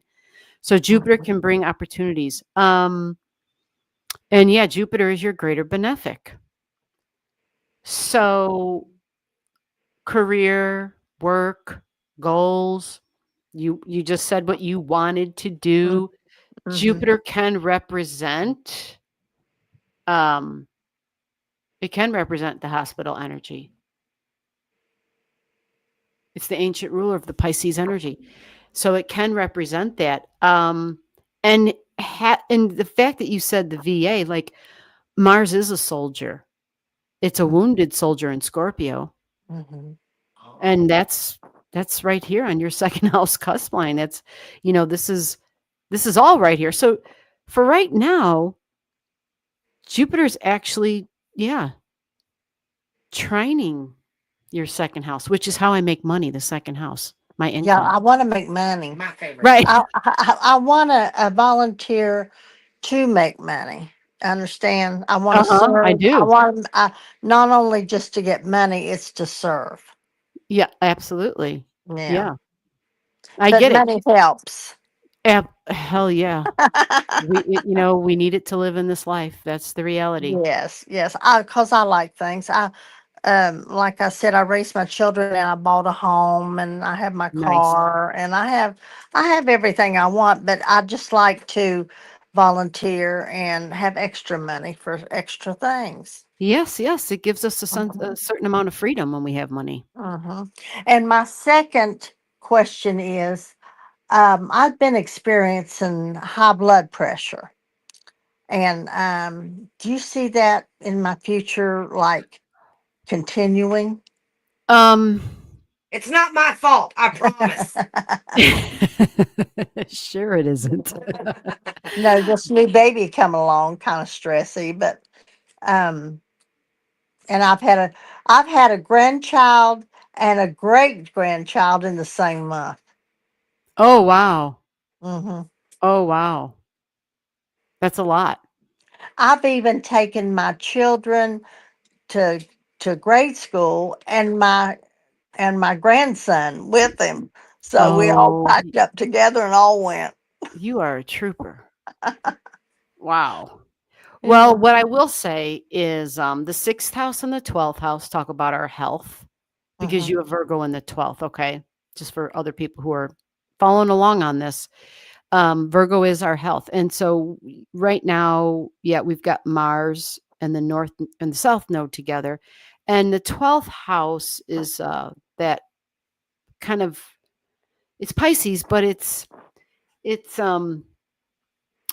water, right? And so having that in at 2 places in the chart with Mars here, Mars can increase and inflame things. So let me take a closer look at the opposite 17, 20, 25. Okay. I think it's possible. I mean, just doing a really quick look at this, it's Hmm. possible that once Mars is out of Virgo energy, actually, we want Mars to get the heck out of your 12th house. Um, oh, you're going to have, okay, but that won't be too big of a deal. All right. So we're going to have, let me back this up just a little bit for you. 10. I know I heard the door open. Oh, there's a cat in the room. Okay. So once we get to the end of the summer, so we're talking like the second, third week of August, Mars will go into your first house. And when Mars goes into your first, things should be different. I think that Mars being in Virgo could create some of the difficulties with health because in your chart, Mars is your greater malefic. So if this is new, the Hmm. blood pressure, I'm assuming this was a new occurrence. This isn't like you've had high blood pressure for a long time. This was recent. Because it was under control. It was under control. It just now it's just not. Right. So. Right. Okay. So so many times when like if we're using meds to help control it, a lot of Mhm. times whatever Mars is going through will definitely affect it because it's our body. The Mhm. moon can do that too. Um, because you have so much Pisces in your 6th house, and the Pisces is our sensitivities, our physical sensitivities, our health sensitivities. So end of August, and if he doesn't feel like like that it's taken a change for the better at that time, then you might have to wait until the nodes move out of the 6th and the 12th house as well. And so that won't happen for you until, because you might need to make an adjustment. Like if you're taking meds, you might just have to make an adjustment on the meds. Yeah, that's what I thought. Well, yeah. I mean, if it's not helping, whatever you're Mhm. doing to alleviate, other than the meds, if you're doing, I don't know, some holistic type of stuff, which would probably work actually, but I'm not a professional when it comes to that, so do not listen to me when it comes to that. But once the nodes move, I'm moving it along here. It looks like the nodes aren't going to get out of your 6th house until November. And then once they get out of there, your health probably isn't going to be such a focus at that time anyway. Okay. Yeah. Yeah. that makes more sense. But in the meantime, again, you might just need to make an adjustment. I mean, that's just the way it works. The planets move and they have a different effect on our body. And then all of a sudden we have to change something. We have to tweak something. And she said she's right there with you. Yeah. Yeah. I love change. Oh yeah, Yeah. that's good. I like change. That's good. Mm-hmm. That's real good because if you, I get bored easy. yeah, I'll get up and do something else. yeah. See, that's Yeah. the thing with the Mars, the way you have your Mars energy, Mm-hmm. at such a powerful degree, and you have she has a retrograding Mars at that. I don't know if you saw that. But I'm you trying see to- money in there, right? Yeah, because Mars, yeah, you're always going to be looking and doing whatever you can to create that money. Yes. I did. That's just who you are. Show me the money. Yeah. Yes, that is just who you are, and you're going to take action and you're going to do what you need to do. But having Jupiter up at your midheaven should be beneficial. But look, Christy, she not only has the Mars at the Scorpio degree, it's a retrograding Mars. So because Mars was born for war, what happens is if it doesn't keep itself busy, it finds little battles. Like it's always got to have like some sort of a fight going on, and it doesn't have to look like a fight to anybody else, but it has to feel like it's being challenged in some way. It needs the challenges, actually. It needs them. So if it doesn't have You mean them, like goals? Yes, kind of. Like goals. Like you try to make yourself another goal. you And can, when you yeah, reach it, you move but it's on to always got another to one. be on a mission. It always has to have a mission. It's always That's got to what I have do. some sort of a fight that it's engaged in some way. Mhm. And so healing, helping others heal at the 8th degree with the Scorpio energy, that is, yes, seek that out. Yeah. Seek that out where you're trying to help others who have been through battle and who are trying to heal and who need help. She also wants to know what's her superpower. Yeah. Oh, yeah. Let me find that. Yep, your north node is right here. This is where I was about to talk and then you were like, I love to change. I like change. So the south node is down here. I'm sorry, I went the other way. North node's going to bring the change, by the way, because it's in Aquarius, so it's surprises and it's disruptions. And for her, it's fun. Yeah. It's variety and the spice of life. It's in the 5th house of fun. Mm-hmm. And children, and a group of children is there too, by the way. A horde of children. I'm whole a horde of fun children. maker. I love fun. I'm a fun maker. Yeah. Yeah. Very unique and original energy down there for sure. In the house of creating and fun. Mhm. Her superpower, believe it or not, it is also in creating. It's in creating, but communications and talking, communicating and expressing is going to be one of the superpowers that you have. Mhm. It's colorful communications, but the gift for humor and joking around and laughter, That's true. entertainment, Yeah, that's true. and probably with the group of people, because it's in the 11th house and having fun friends, even like there's this. Here's the thing, though, I have to say with your superpower, I don't know if you can see this, Christy, it's connected to Pandora's box. Yeah, you never know what you're going to get with her. Oh, I know. Yeah. Okay, well, there you go. I have no filter. Okay, well, there you go. But you know that is half the battle. Yeah. that is half the battle. And that's because Pandora's box is connected. So when Pandora's box gets open, it's like, oh shit. That's right. Yeah, that's right. Well, not everybody's superpowers. I have many people that love me because they'll call me up and they'll say, "Oh, I'm feeling bad," and I'll get to joking with them, and they say, "I am so happy I called you." Yeah, absolutely. I could totally see that. To take their mind off of their problems, Hell yeah. Mhm. Yeah. She tells them all of hers. Well, that's okay. Yeah. Sometimes people like that. Sometimes they feel good because then they're like, okay, maybe my life isn't that bad. Well, Maybe they're what like, I say, it ain't all about you, it's about me. oh my God, Christy, I hear so much of you. I see her so much of you in her when she, I know it's the other way around, but wow. Mhm. Yeah. So communication is big and being able to initiate communication. Mhm. Yeah. Because you've got Mercury in Aries too. So that's, you know, that's a power. So even if you aren't literally physically, like you mentioned, working with the VA, but being able to talk with people and to take their mind off of what they're going through, whatever it is, that's a big deal. Oh, that'd be You nice. can't take her anywhere. She talks to everybody. Mhm. Yeah. Yeah. And my daughter my other daughter lives in South Carolina. She said, Mom, please don't tell anybody you're from West Virginia. Your IQ drops 10%.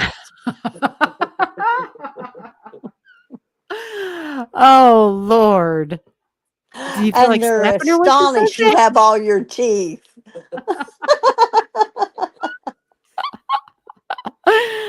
Oh my God. But that's sinner. See, I'm astrology illiterate. Now that sinner looks like a messed up mind. That's sort of Oh, probably like mine is. you mean like all of this here? Like all Yeah, this like yeah, in the center. It looks see, right there? Christy's Yeah. had a kite.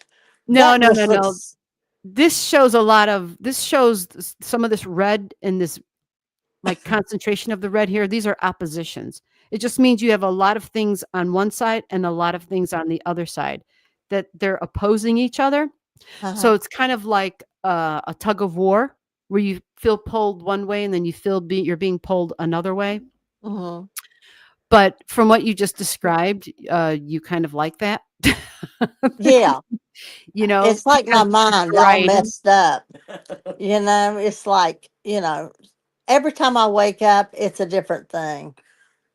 I find something else to do or something. I don't do the same thing every day. Yeah, the So, variety. You want the yeah. variety. Yeah. And because your mind is very spontaneous, that it takes action, like you have a thought and then there's an action taken on it. It Hmm. doesn't mull it over for a long time. It's just like, let's do it. So it's real spontaneous and real impulsive even. Right. Right. But yeah, it's really expansive too. Third house. You got Jupiter here down here, which is it's really expansive. It likes to experience, it likes to go on a journey, it likes to search. It enjoys the journey, Uh-huh. the learning and the trip. But this is also spirituality. Can be religion. Oh, yeah, she can tell you about if she wants to know about romance too. She's looking for me a new daddy. Diddy. Well, with a chart like this, yeah, But one you've that got lives so next much. door, because I like to do things my way. But they can live next door. I hear you. Yeah, I totally understand. Well, as social as you sound and Hmm. as social as this chart looks, when Hmm. you have when you ask me about your money and the Yeah. opportunities, when Jupiter comes to this midheaven here, it can also bring opportunities for new friends and for new male Companion. possibilities in your life. Hot damn. Because Jupiter can bring those things, and especially with Mars also going through the 12th house. Mars can bring somebody from the hidden, and all of a sudden there's someone that you're like, oh, I never, where have you been? Like, where did you come from? And all of a sudden, Yeah. because Like it's the 12th. interesting. Might be interesting. Yes, it might be well, that's what you want. You want it to be interesting. You want it to be exciting, different. for sure. I see it all now. I'll go out to the VA hospital and grab me one. There you go. It's not like going shopping, Mom. Oh, out there I could have the pick of the litter. They won't let 'em So come. what we're looking at though, just so you know, is the end of this month. Like it's coming up quick. Oh, good. It's the end of July and the beginning of August. So what that means is take advantage of the cycle that you're in, Okay. which is you have to kind of step outside the door and you have to go introduce yourself, but Mhm. new opportunities. Yeah. I'm very attractive. Okay. Well, then you go do it. You go That's what flaunt it, everybody said. sister. You go. Well, you do have Libra on the ascendant. Mhm. I think you're like how many charts have I looked at tonight with Libra on the ascendant? It seems like it's a common theme tonight. But yeah, Libra on the ascendant's typically because this would be Venus. So for a female, Mhm. these are usually pretty people. There's Oh yeah. something beautiful about Venuses. Yeah. Something attractive. She don't look her age. She looks No, younger than no. her age. They I thought believe me and that. Christy was sisters. Wow. Everybody does. Wow. Either I look old or she looks young. I ain't figured it out, but Oh, wow. Well, then it's just a matter of you going out there and working it. Yeah, I feel young. I don't feel like I'm old. You know what I mean? You don't Now I sound love like old things. you don't sound like My you're in your Yeah. 70s. My house looks like grandma went in and throwed up because I got antiques everywhere. But that's Yeah. my thing. See, I cook on a 1945 Magic Chef stove. I could Everything in totally my see house that. is old, Yeah. including you. Yeah. including me. Shut up. Yeah. You have this makes a lot of sense because you have Capricorn on your Yeah. fourth house cusp line, and Capricorn is old. And it's in your Yeah. home. You have Yeah, old in your home. That's what yes, you have. yes, I do. Yes, I do. And it's Yeah. beautiful. It's a Victorian home. Okay. Nice. Mhm. Mhm. Nice. But see, Very I did it myself. Yeah. Well, good. So I believe it. It would take a lot, I'm a number one. but yeah, that's See, Aries. I do it on That's my own. Mars. I'm number 1, Mm, absolutely. that's right. And if I do ever find a husband, well, I wouldn't say a husband, a Right. boyfriend or something, Yeah. what what his is mine and what's mine is mine. That's the way it's going to be. Well, if you flaunt your Venus action here, you might I be able to will. get that. All I right. will. I'll Because flaunt it I mean good. I mean, she's got Venus on the ascendant with Libra. She's got Venus in Taurus. You have a lot of strong Venus in your chart. Your chart almost looks like you have 2 great benefics. Like you have Jupiter and Venus because you have such Hmm. strong Venus in your chart. Hmm. Really. You have Hmm. Jupiter in Taurus, you have Vertex, she's got Venus.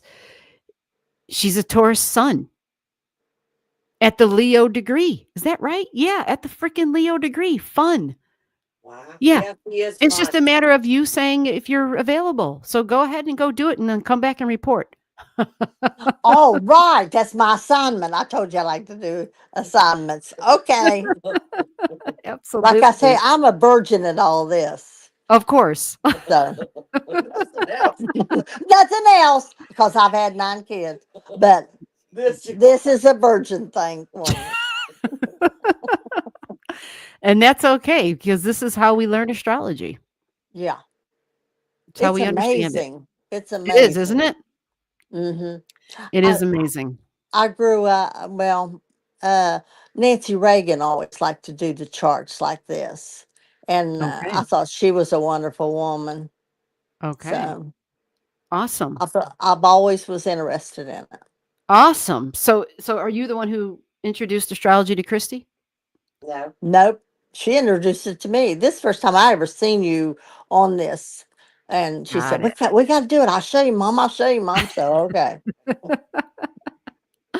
This is awesome, though. I'm so glad we got to chit chat Yeah, I and that we got appreciate to it. look at your chart because God Thank knows you for we've taking heard time. so much about you, seriously. And now I know. I've seen the chart of the woman who would drag the stove down the road. Yeah. Oh, I have many a times. I believe it. I Mm-hmm. believe it. All And right. and and the boss in a relationship, she's got a 22 degrees moon in Libra in There the you first go. house. I'm the boss in the relationship. I know, but men, that scares men. It does. It does. They don't But like strong women. this is true, but you never know, especially if you meet somebody who has some vulnerabilities and who can experience your nurturing side. I'll wear them down Yes, that too. until they like me. You'll just feed them. Yeah, Oh, I'll feed no. them till they get 200 pounds, and then Oh, they'll have to like me. you know what? Your sense of humor alone. Yeah, seriously. I think, yeah, I really want to hear back from you. I really want to hear back on this. But Absolutely. it was wonderful and getting to know you, and thank you for taking time with me. Yep, you're welcome. A lot I of people couldn't pass say, it "Oh, up. she's crazy. Leave her alone." No, I think it's fascinating as hell Mm. because I hear your personality coming through, and I can look at the chart and I could be like, "Okay, oh, yeah." That's why I said, "Is this her chart?" This is definitely your chart. Yeah. Definitely your chart. You think that would be a soulmate, maybe? Somewhere. You know, that's a good question because, let me see your vertex. I never Okay, had a yeah. Oh, vertex. That's oh, right. whoa. Oh, that's interesting. No wonder. Yeah, well, it's a point of fate. It's connected to your Venus, which means when you do meet somebody, like relationship material or someone that you would Mhm. consider anyway, it's fated. But it's also professional energy too. Like for a job and working, it's fated energy. Your Taurus energy, your love and your money, it's fated. So typically, this is energy that like it's going to happen. Oh, it starts with a V too. I'm going to have to get out to the VA hospital. I think that's where my mission is. It starts with a V. Yeah. Oh my It god. looks like a B and a little A. I'm going Monday. You're right. It does. So yeah, keep your eyes peeled because other than Jupiter going to your midheaven, it's gonna speak to your sixth house cusp line of work and your part of fortune, which is there as well. Oh, okay. I think So that's it. I'll yeah, have to I wear mean that red dress. it's yeah, Not I to get a really, job, really want to Mom. hear back That's on not this. what kind of job you want. I would like to be a secretary and sit on a man's lap. Now that sounds goalie. Oh, okay. She's got it Not that, all. Mom. She's No, got it Mom. all figured out. We'll take care of it. We'll take care of it. Don't worry. Yeah. We're just gonna need to hear the A part 2 little on this. wag goes a long way. Yeah.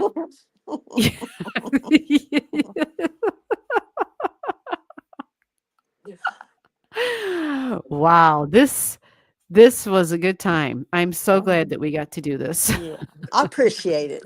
Thank you, You honey. you are welcome. Mhm. Definitely come back so we can get our If you're updates if on you're ever in West Virginia, come by for some tea. absolutely. She'll feed you. I'll Absolutely. feed you and water you.